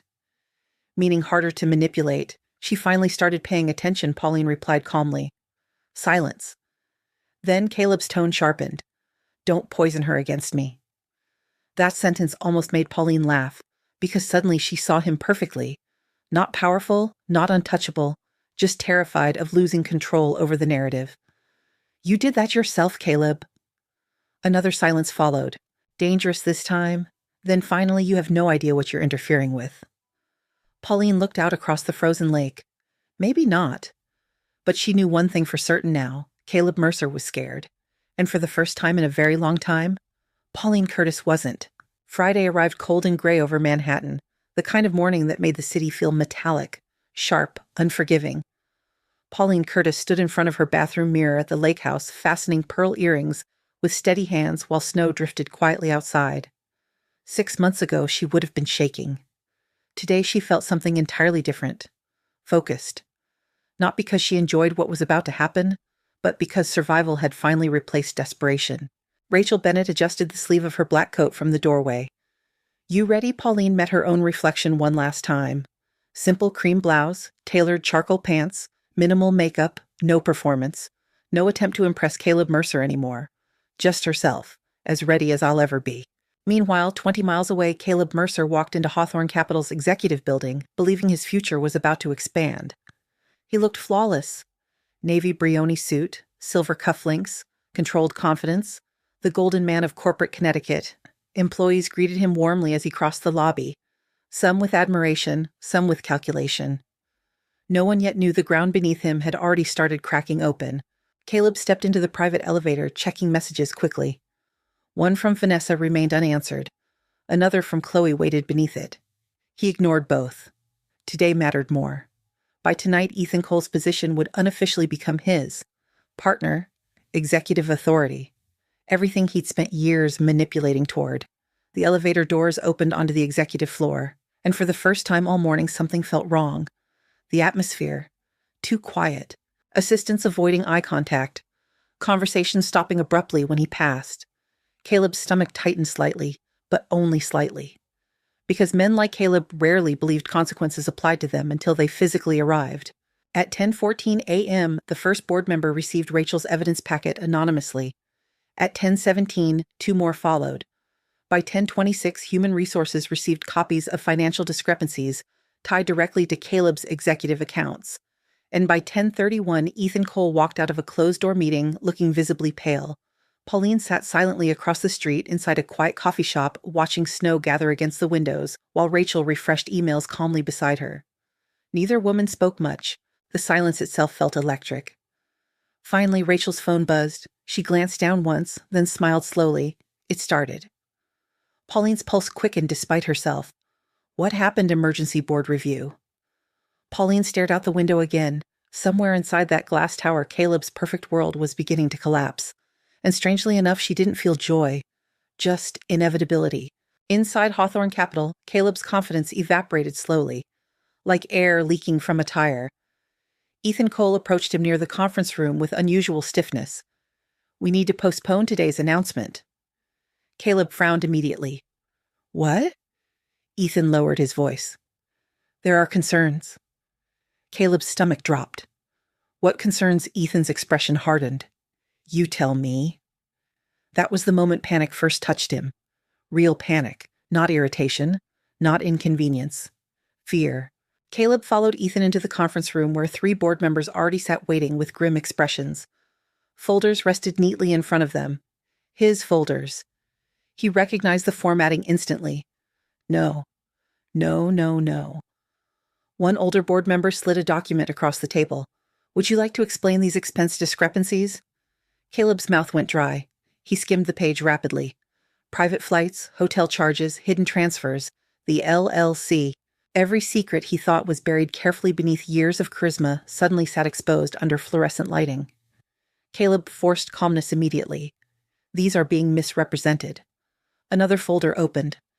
Then perhaps you can explain why company funds were routed through undisclosed private accounts. Sweat prickled beneath Caleb's collar. He suddenly understood exactly what happened. Vanessa. It had to be Vanessa. Rage exploded through him instantly, but underneath the rage sat something much uglier: panic. Because for the first time in years, Caleb Mercer no longer controlled the room. Across town, Vanessa sat alone in the penthouse, staring at her phone anxiously. 23 missed calls from Caleb already. She hadn't answered a single one. Her chest tightened every time the screen lit up. Because she knew exactly what today meant, and she knew Caleb well enough to understand something terrifying. Men like him became most dangerous when cornered. Her phone buzzed again. This time she answered. What? Caleb's voice exploded instantly. What the hell did you do? Vanessa physically flinched. Not because of volume. Because of hatred. Pure hatred. I didn't do anything. Don't lie to me. Vanessa stood abruptly from the couch. You lied to everyone for years. I trusted you. The irony almost made her laugh. You trusted me, she snapped. You were cheating on me while sleeping beside me. Caleb breathed harshly through the phone. You stupid little girl. The insult landed hard. Because suddenly the mask was fully gone now. No charm. No seduction. Just contempt. Vanessa's eyes filled immediately. You really are exactly who Pauline said you were. Silence. Then Caleb's voice lowered dangerously. Stay out of this.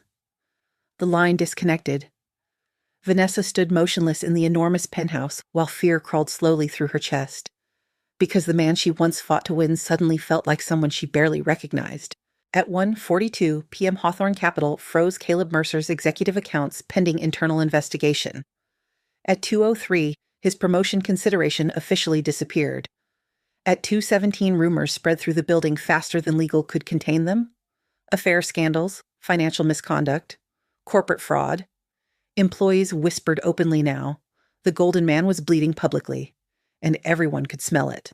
Rachel received confirmation shortly after. She slid her phone across the coffee table toward Pauline.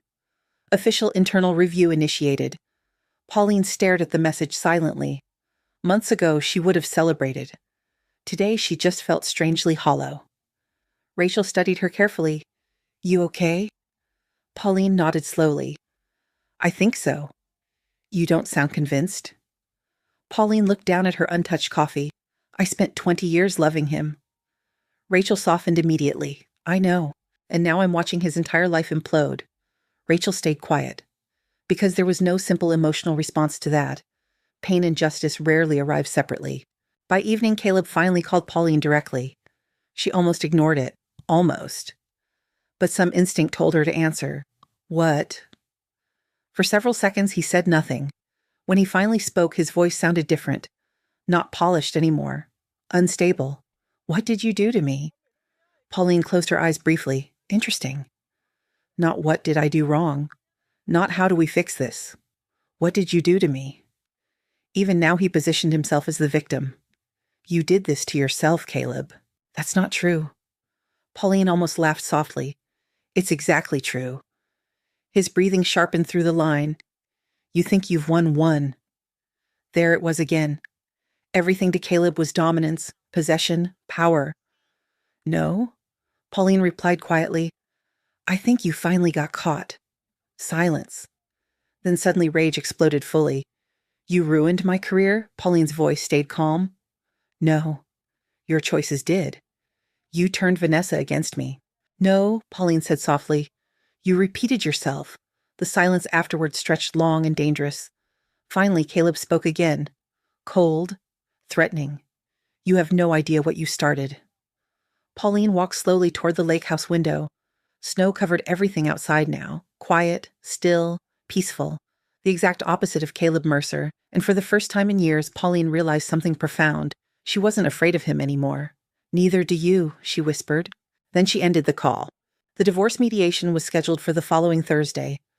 Rain poured steadily over downtown Stamford that morning, turning the city gray and reflective as Pauline Curtis stepped out of Rachel Bennett's car, wearing a camel-colored coat and heels she hadn't touched in almost a year. Not because Caleb disliked them, because somewhere during the marriage, Pauline stopped dressing for herself entirely. Rachel grabbed her briefcase from the back seat and studied her carefully. You nervous, Pauline looked up at the towering office building ahead. Inside waited Caleb Mercer, the man she once would have destroyed herself to keep. Now, just hearing his name made her tired. A little, Pauline admitted. Rachel locked the car. Good. Fear keeps people alert. Pauline smiled faintly. You always know exactly what to say. No, Rachel corrected dryly. I just know men like Caleb. The mediation offices occupied the top floor of a polished corporate building overlooking the harbor. Everything inside smelled expensive. Coffee, leather, power. Caleb used to thrive in places like this. Pauline used to shrink inside them. Today felt different. The receptionist greeted them politely before leading them toward the conference room. And there he was. Caleb Mercer stood beside the windows in a dark charcoal suit, one hand in his pocket, looking devastatingly handsome in the dangerous way emotionally manipulative men often are. For one terrible second, Pauline's chest tightened painfully with memory. 20 years doesn't disappear overnight. Then he turned around fully, and the illusion shattered immediately, because Caleb looked exhausted. Dark circles beneath his eyes. Jaw tight. Anger radiating beneath forced composure. The golden man was cracking. Pauline, he said carefully.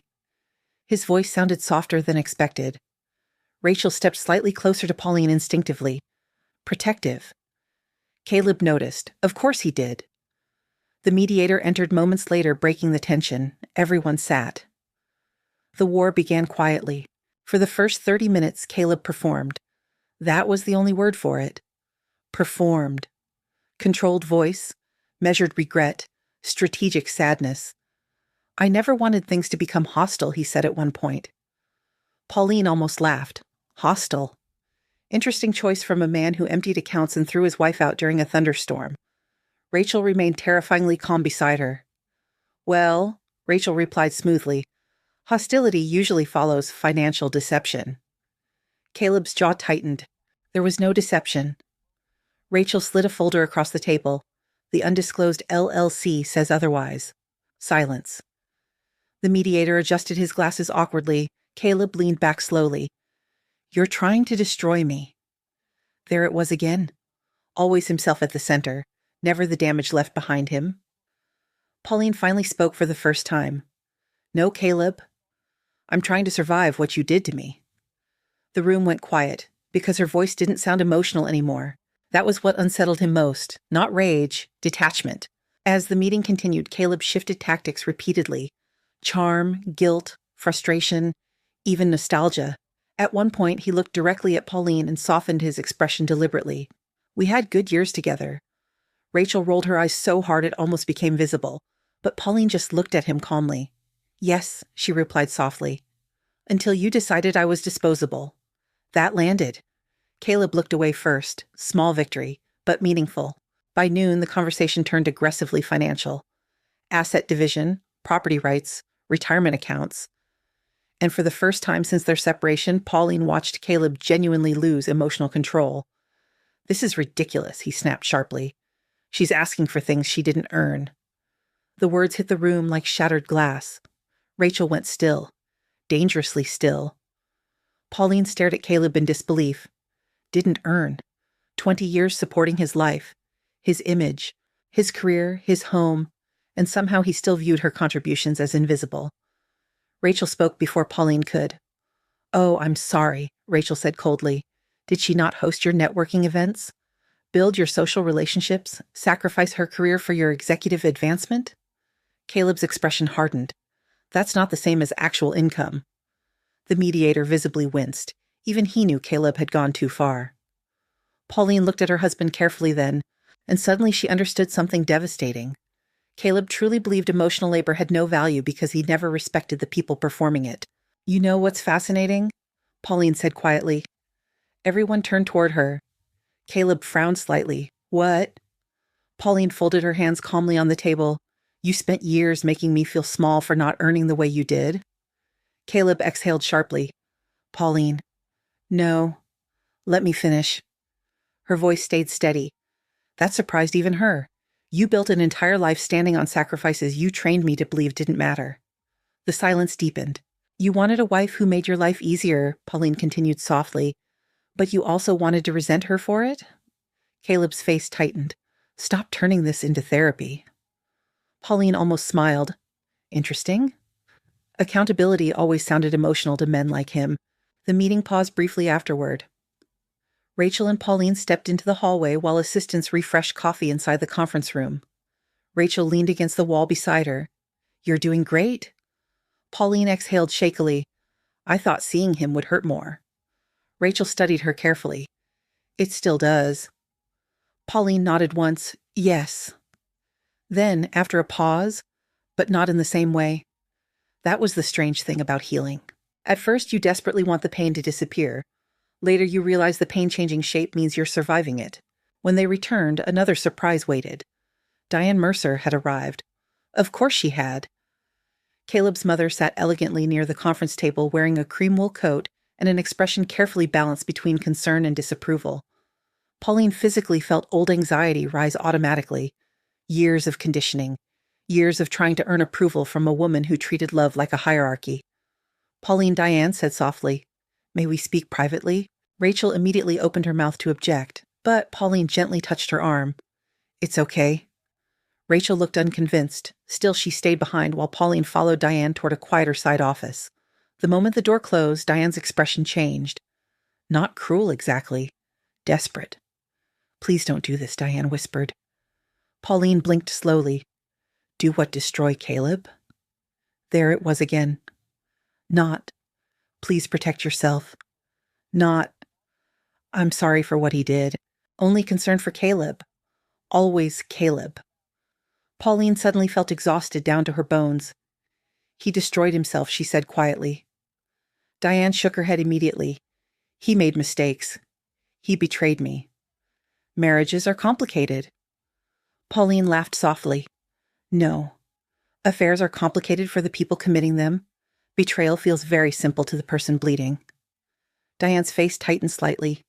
"You're angry." "Of course I'm angry." Pauline stepped closer slowly. "For 20 years, I bent myself into smaller and smaller pieces trying to be acceptable to this family." Diane stayed silent. "You taught Caleb that women existed to support him emotionally while expecting nothing in return. That's unfair." "No," Pauline replied softly. "It's accurate." The older woman looked shaken now. "Good. Maybe truth should shake people sometimes." Back inside mediation, Rachel delivered the final blow calmly. Due to undisclosed assets, financial misconduct evidence, and misuse of marital funds, Pauline's legal claim had strengthened dramatically. The house, retirement compensation, inheritance repayment, a percentage of investment holdings. Everything Caleb thought he protected carefully was suddenly vulnerable. Caleb stared at the paperwork in disbelief. "This is insane." Rachel smiled coldly. "No, this is consequences." For the first time all afternoon, genuine fear crossed Caleb's face. Not irritation, not anger. Fear. And Pauline realized something profound in that moment. He never expected her to survive long enough emotionally to fight back intelligently. That was his mistake. The meeting ended shortly after. People gathered papers quietly. Rain still hammered against the windows. As Pauline reached for her coat, Caleb suddenly spoke softly behind her. "Pauline." She turned slowly. His expression looked strangely fragile now. Smaller somehow. Was I really that horrible? The question hung painfully between them, because for one brief second he sounded honest. Not manipulative, not polished. Just lost. Pauline looked at the man she once loved more than herself, then answered truthfully. "You became someone who stopped caring whether I hurt." Caleb stared at her silently, and for the first time since this all began, he had absolutely nothing to say back. By early spring, Caleb Mercer had become the kind of man people stopped inviting places. Not openly, not dramatically, just gradually, quietly. The same way powerful men disappear socially when admiration turns inconvenient. His internal investigation at Hawthorne Capital was still ongoing, but the damage had already spread beyond legal departments and executive meetings. People talked, affairs, fraud, hidden accounts, and worst of all, in Caleb's world, loss of control. The golden man of Connecticut corporate society suddenly looked human, weak, dangerous, pathetic, and wealthy people feared scandal more than cruelty. Pauline Curtis heard most updates indirectly through Rachel. She never asked for them anymore. That surprised even her. Months ago, she obsessed over Caleb constantly. What he was doing, who he was with, whether he regretted leaving. Now, she mostly cared whether the tulips outside her lake house survived the late frost. Healing was strange like that. It arrived quietly, not with fireworks, with disinterest. Rachel walked into Pauline's kitchen one Saturday morning carrying coffee and gossip simultaneously. You'll never believe who got removed from the Harbor Foundation board. Pauline looked up from fabric samples spread across the table. Rachel smirked. Bingo. Pauline blinked once, then returned to her work calmly. Rachel stared at her. That's it? Pauline smiled faintly. What do you want me to do? Throw confetti. Rachel dropped into a chair dramatically. A few months ago, you would have cried over hearing he skipped breakfast. Pauline laughed softly. That woman feels very far away now, and she meant it. Not because the pain disappeared completely, but because pain no longer defined her entire identity. Her interior design business had slowly started returning too. At first, it was small projects, a renovated office lobby, a boutique hotel consultation. Then larger referrals followed. Women especially seemed drawn to Pauline naturally. Divorced women, recently separated women, women rebuilding lives from emotional wreckage. One afternoon after a consultation, a client lingered nervously near the doorway. You know, the woman admitted quietly, Rachel told me a little about what happened to you. Pauline stiffened automatically. The woman smiled gently. I just wanted to say, seeing you stand back up helped me leave my husband too. Emotion unexpectedly tightened Pauline's chest. Not because of Caleb, because for the first time her suffering felt useful instead of meaningless. Maybe survival itself became a kind of lighthouse for other people. Meanwhile, Vanessa Blake officially left Caleb. Pauline learned through a short text message. I moved out today. He blamed me for everything. Again. Pauline stared at the message for a long moment before replying simply, I'm glad you chose yourself. Vanessa didn't respond for hours. Then finally, I don't think anyone ever taught me how before now. That sentence haunted Pauline afterward, because it felt painfully universal. Women were taught how to endure, how to forgive, how to support, but rarely how to leave. Caleb, on the other hand, was unraveling publicly now. The penthouse lease disappeared first. Then rumors spread about mounting legal fees. Several friends distanced themselves quietly. Even Diane Mercer became less visible socially after gossip circles turned vicious. One evening, Rachel arrived at the lake house carrying Thai takeout and a dangerous smile. You're going to love this. Pauline looked up suspiciously. That expression usually means trouble. Rachel grinned. Caleb got asked not to attend the Langford charity gala. Pauline nearly choked on her wine. No. Yes. Oh my God. Rachel laughed openly now. Apparently donors were uncomfortable. The irony hit Pauline hard. For years, Caleb carefully cultivated social prestige like oxygen. Now the same society that once admired him treated him like contamination. And suddenly Pauline understood something important. People rarely abandon cruel men because they become moral. They abandon them when cruelty stops being profitable socially. A week later, Caleb appeared unexpectedly outside Pauline's design studio. The sight of him standing near the entrance startled her physically. Not because she wanted him back, because part of her still remembered what it felt like to belong emotionally to him. Caleb looked thinner now, older somehow. The sharp confidence that once defined him seemed fractured around the edges. Can we talk? He asked quietly. Pauline hesitated, then nodded once. They walked to a nearby waterfront park in silence. Wind moved coldly across the harbor while boats rocked gently against the docks. For several minutes, neither spoke. Finally, Caleb exhaled heavily. Everything's falling apart. Pauline stayed quiet. Because what exactly was she supposed to say to that, I know you earned it, I warned you? None of it felt satisfying anymore. Caleb shoved his hands into his coat pockets. Vanessa left. Pauline nodded slightly, I figured. She thinks I'm some kind of monster now. The bitterness in his voice almost sounded wounded. Pauline looked at him carefully. And are you? That question stopped him completely. For a long moment, Caleb just stared out at the water. Then, quietly, I don't know anymore. Something about that answer felt honest, not redeeming, but honest. I used to think success would finally make me feel secure, Caleb admitted eventually. Pauline listened silently, but every time I achieved something, it stopped feeling enough almost immediately. There it was, the emptiness underneath him, the thing no amount of admiration ever filled. Caleb laughed bitterly under his breath. I kept needing someone new to make me feel important again. Pauline's chest tightened unexpectedly. Not from love, from grief, because suddenly she saw the tragedy clearly. Not just what Caleb did, what he was. A man permanently starving emotionally while pretending hunger was sophistication. You hurt people because you were empty, Pauline said softly. Caleb looked at her immediately. I hurt you because I stopped knowing how to value things that loved me honestly. The wind moved quietly between them, and for one dangerous second Pauline almost mourned him again. Not romantically, humanly. Because once upon a time this man was her safest place. Now he looked like someone standing in the ruins of his own decisions, wondering how the fire started. I never stopped loving you completely, Caleb admitted quietly. Pauline closed her eyes briefly. Months ago those words would have shattered her. Now they mostly exhausted her. Love without respect becomes destruction eventually, she said softly. Caleb looked away. Neither argued because both knew it was true. Before leaving, Caleb turned back toward her once more. Do you hate me? Pauline thought carefully. That question deserved honesty. No, she answered finally. His expression shifted slightly. Relief maybe, but Pauline continued before he misunderstood. I think that's what bothers you most. Caleb frowned. What do you mean? Pauline met his eyes calmly. I don't hate you anymore because you don't emotionally control me anymore.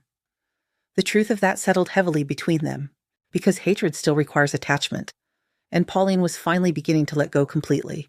That night, after Caleb left, Pauline sat alone on the dock behind her lake house, wrapped in a blanket, watching moonlight shimmer across the water. The silence felt peaceful now instead of lonely. Her phone buzzed softly beside her. A message from Vanessa. I mailed you something today. You deserve to have it. Pauline frowned slightly. What is it? Several minutes passed before the reply came. A letter. And the truth about the night Caleb chose me over you. Pauline stared at the screen while cold wind moved across the lake. Somewhere deep inside her chest, instinct tightened sharply, because suddenly she knew. There were still things she didn't know about the end of her marriage. And whatever Vanessa sent was going to hurt. The letter arrived 3 days later. Plain white envelope, no return address. Pauline Curtis stared at it for nearly 10 minutes before opening it. Not because she feared Vanessa Blake anymore, because she feared the version of herself that still bruised when old wounds were touched unexpectedly. Outside, the lake house window's spring rain tapped softly against the glass, while the scent of fresh pine drifted through the open kitchen door. Everything about Pauline's life looked different now. Simpler, softer, healthier. Her design business had expanded enough to move into a permanent studio downtown. The divorce was nearly finalized.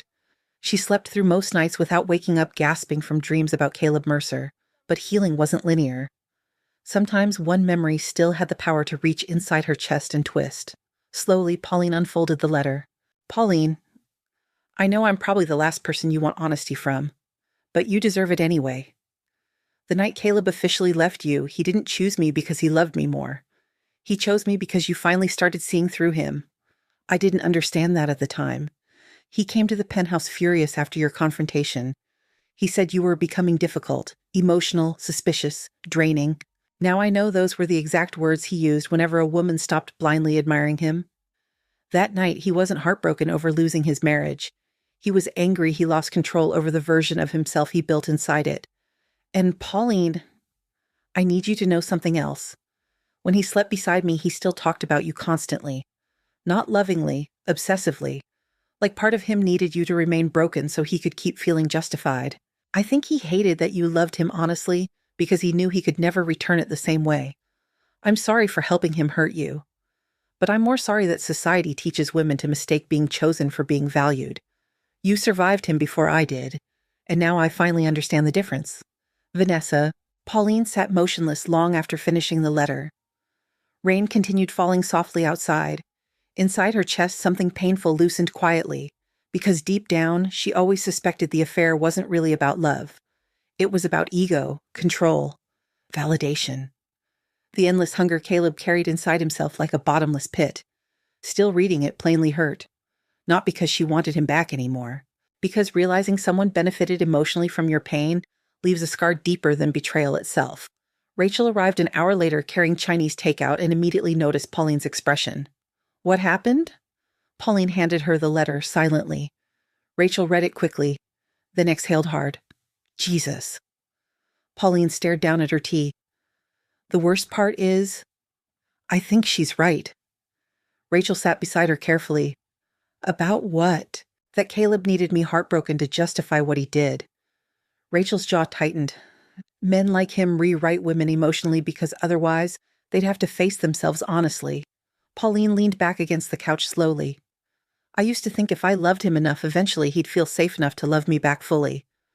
Rachel looked at her sadly. And now Pauline smiled faintly.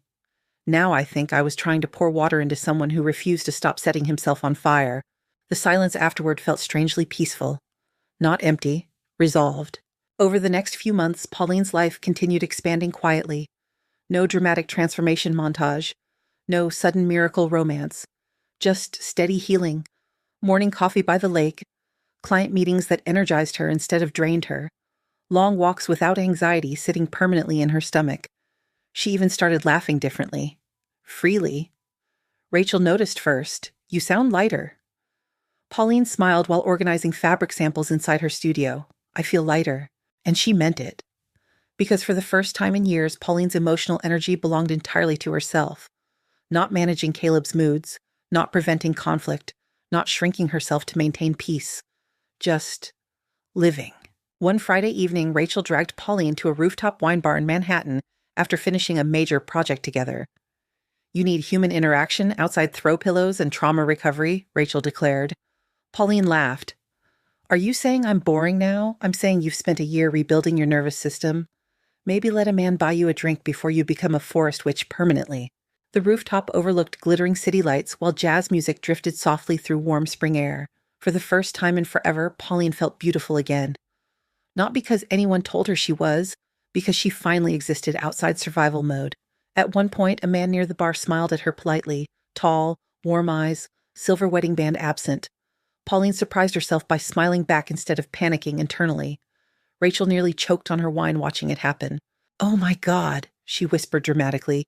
She returns to the land of the emotionally available. Pauline rolled her eyes, laughing. Relax. But secretly, it mattered. Not because she needed romance immediately, because openness meant fear no longer controlled her completely. 2 months later, Pauline officially purchased the lake house. The closing papers sat spread across her kitchen table while sunlight poured through the windows. Her house, her name, her peace. She walked barefoot onto the dock afterward, holding coffee, while wind moved gently across the water. The silence no longer felt lonely now. It felt earned. Her phone buzzed softly. Rachel, proud of you. Seriously. Pauline smiled. Then another message appeared unexpectedly. Unknown number? For one split second, old anxiety flashed through her body. Caleb. But when she opened it, the message was simple. Thank you for not destroying me completely. Vanessa Pauline stared at the screen quietly, then typed back, Go build a life that doesn't require surviving someone. She pressed send, and realized she finally meant those words for herself too. 3 weeks later, Caleb Mercer appeared at her design studio unexpectedly. Again. But this time felt different immediately, because Caleb looked diminished, not physically destroyed, emotionally hollowed out. The expensive suits remained, the polished appearance remained, but the certainty was gone. He stood awkwardly near the entrance while employees pretended not to stare openly. Can we talk? Pauline hesitated briefly, then nodded once toward her office. Inside, silence settled between them carefully. Caleb looked around the studio slowly. You built all this? Pauline almost smiled. Yes. He nodded quietly. You look happy? The statement sounded painful coming from him, because maybe it was. Pauline sat across from him calmly. What do you want, Caleb? For several seconds he said nothing. Then finally, I miss you. There it was. The sentence she once begged emotionally to hear. And strangely enough, it no longer held power. Pauline studied him carefully. You miss what I gave you? Caleb looked wounded immediately. That's not fair. No, Pauline replied softly. What you did wasn't fair. Silence. Heavy. Unavoidable. Caleb rubbed his hands together slowly. I made terrible mistakes. Yes. I lost everything. Pauline tilted her head slightly. Interesting wording again. Everything. As if women existed within the category of possessions. Caleb's voice lowered. You were the best thing that ever happened to me. Months ago, that sentence would have shattered Pauline emotionally. Now it mostly made her sad, because he finally understood her value only after losing access to it, and that realization was simply too late. Pauline looked out through the office windows toward the bright afternoon sunlight spilling across downtown Stamford, then back at the man she once built her entire life around, and for the first time ever she felt absolutely free. Caleb Mercer came back one final time in late October. The trees around Pauline Curtis's lake house had turned gold and crimson, their reflections trembling softly across the water, while cold wind carried the scent of pine and rain through the afternoon air. Pauline was on the dock wrapping fabric samples for a client presentation when she saw the black sedan pull slowly into the driveway. For a moment she simply stood there watching. No panic, no heartbreak, no desperate hope, just recognition, like seeing a chapter of her life walking toward its final page. Caleb stepped out of the car, wearing a charcoal coat with his hands shoved deep into the pockets. He looked older now, not dramatically, but honestly, consequences had a way of aging people faster than time. Pauline set the fabric box aside quietly. You really need to stop showing up unannounced. A faint smile touched Caleb's mouth. You always hated when I ignored boundaries. Pauline almost laughed at the irony. Interesting that you noticed now. The smile disappeared immediately. Good. Truth was supposed to sting sometimes. They walked slowly along the edge of the lake in silence. Leaves crunched beneath their shoes while gray clouds drifted low overhead. For several minutes, Caleb said nothing, and Pauline realized something strange. He looked nervous, not performatively vulnerable, actually nervous. The powerful, untouchable man who once controlled entire rooms now seemed uncertain standing beside the woman he used to emotionally dominate effortlessly. What do you want, Caleb? He exhaled slowly. I wanted to see you. You already did that at my office. This is different. Pauline crossed her arms against the cold breeze. How Caleb stared out across the lake. Because this is where you became someone I can't reach anymore. The sentence settled quietly between them, and Pauline understood exactly what he meant. This place held the version of her that survived him, the version he could no longer manipulate. Caleb rubbed a hand over his jaw tiredly. I've been trying to understand how everything went so wrong. Pauline looked at him carefully. You mean your life? He flinched slightly. Fair enough. Yes. Silence drifted between them again. Then finally Caleb spoke softly. When you left, I thought I'd feel relieved. Pauline said nothing. I thought Vanessa was freedom. The honesty surprised her. Caleb laughed bitterly under his breath. But every relationship after you felt temporary? Shallow? Pauline looked out at the water, because once upon a time hearing those words would have healed parts of her instantly. Now they mostly sounded tragic. Not romantic, just late. Very late. You didn't want love, Caleb, she said quietly. You wanted admiration. He looked at her sharply. That's not true. Pauline turned toward him fully now. You destroyed anyone who loved you honestly once they stopped making you feel exceptional. The silence after that felt painfully truthful. Caleb's eyes lowered first. Again, I know I don't deserve another chance, he admitted eventually. Pauline blinked slowly. Another chance? Interesting, because some part of him still believed redemption meant access. You're right, she said gently. The words landed harder than yelling ever could have. Caleb swallowed visibly. I miss our life. Pauline nodded once. I know. No, he whispered. You don't. His voice cracked slightly for the first time, and suddenly Pauline saw it clearly, not manipulation. Grief, real grief.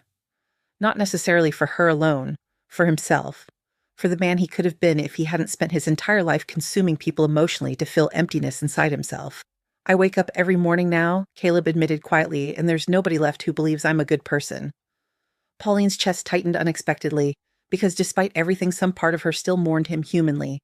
Not romantically, but truthfully. She once loved this man deeply enough to build her entire world around him.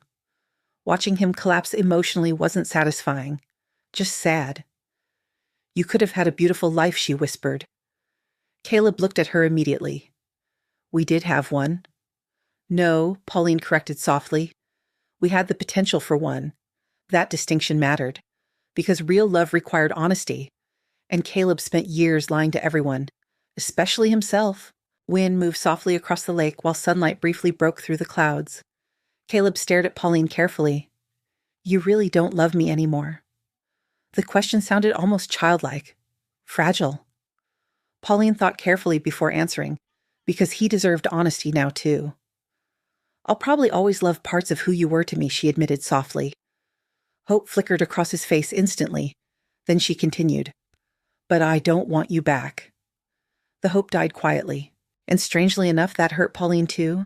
Not because she doubted herself, because once upon a time they genuinely loved each other. Or at least tried to. Caleb looked away toward the water. I would do anything to fix this. Pauline smiled sadly. No, you wouldn't? His jaw tightened. That's unfair.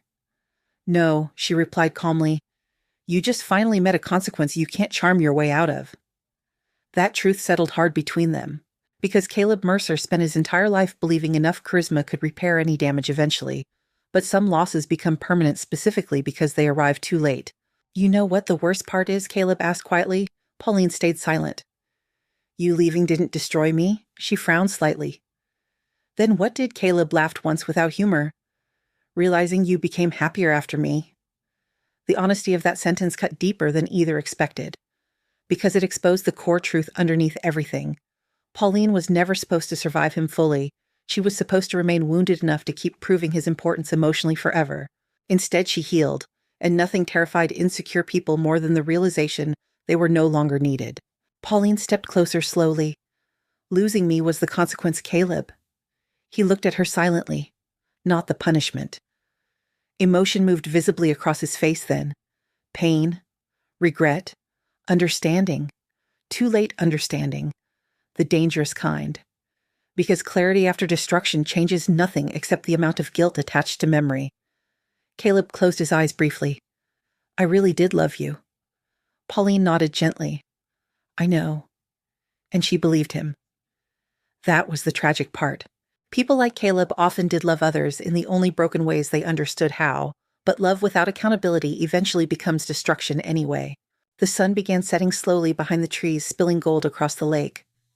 Pauline looked toward the house. Warm lights glowed softly through the windows. Her home, her peace, her life, built by her own hands now, not attached to someone else's approval. Caleb followed her gaze quietly. You built something beautiful here. Pauline smiled faintly. Yes. He looked at her one final time, then finally asked the question hiding underneath everything else. Is this really goodbye? Pauline stood very still for a moment, then nodded softly. Yes. The word hung gently in the cold air. Final, necessary, freeing. Caleb stared at her like he wanted to memorize every detail. Then, eventually, he nodded too. No argument, no manipulation. Maybe because somewhere deep down he finally understood. Some women leave emotionally long before they physically walk away, and Pauline Curtis had left him the moment she realized loving someone shouldn't require disappearing inside yourself. Caleb turned slowly and walked back toward the driveway alone. Pauline watched him go without running after him, without crying, without breaking. Just breathing quietly while autumn wind moved through the trees around her. Then she turned back toward the lake. The water shimmered softly beneath the setting sun, and for the first time in 20 years, Pauline's future belonged entirely to her. Sometimes the hardest lesson in life is realizing that love alone cannot save a relationship built on manipulation, selfishness, and emotional dishonesty. Pauline spent years believing that if she loved harder, forgave longer, and sacrificed more, Caleb would eventually see her worth. But people who constantly need validation often mistake devotion for something they are entitled to, not something sacred. The truth is, kind people are not weak. In fact, they often endure more pain than anyone realizes because they keep choosing hope long after others would walk away. But there comes a moment when survival becomes more important than loyalty to someone who keeps hurting you, and that moment changes everything. Pauline's real victory was never revenge. It wasn't watching Caleb lose his career, his reputation, or the women in his life. Her true victory was waking up one day and realizing she no longer needed his love to feel valuable. She stopped shrinking herself to make someone else comfortable. She stopped confusing suffering with commitment, and most importantly, she learned that healing doesn't always look dramatic. Sometimes healing is quiet, it's peaceful mornings, it's laughing again without fear, it's building a life where your heart finally feels safe inside your own body. Some people only recognize your value after they lose access to you. But by then, your job is not to return and prove your love again. Your job is to keep walking toward the version of yourself that no longer abandons her own worth for someone else's approval. If this story touched you in any way, share your thoughts in the comments. Have you ever had to choose yourself after loving the wrong person for too long? And do you believe people like Caleb ever truly change? Your story might help someone else feel less alone. And if you enjoy emotional stories about healing, betrayal, self-worth, and powerful new beginnings, don't forget to subscribe and stay for the next journey.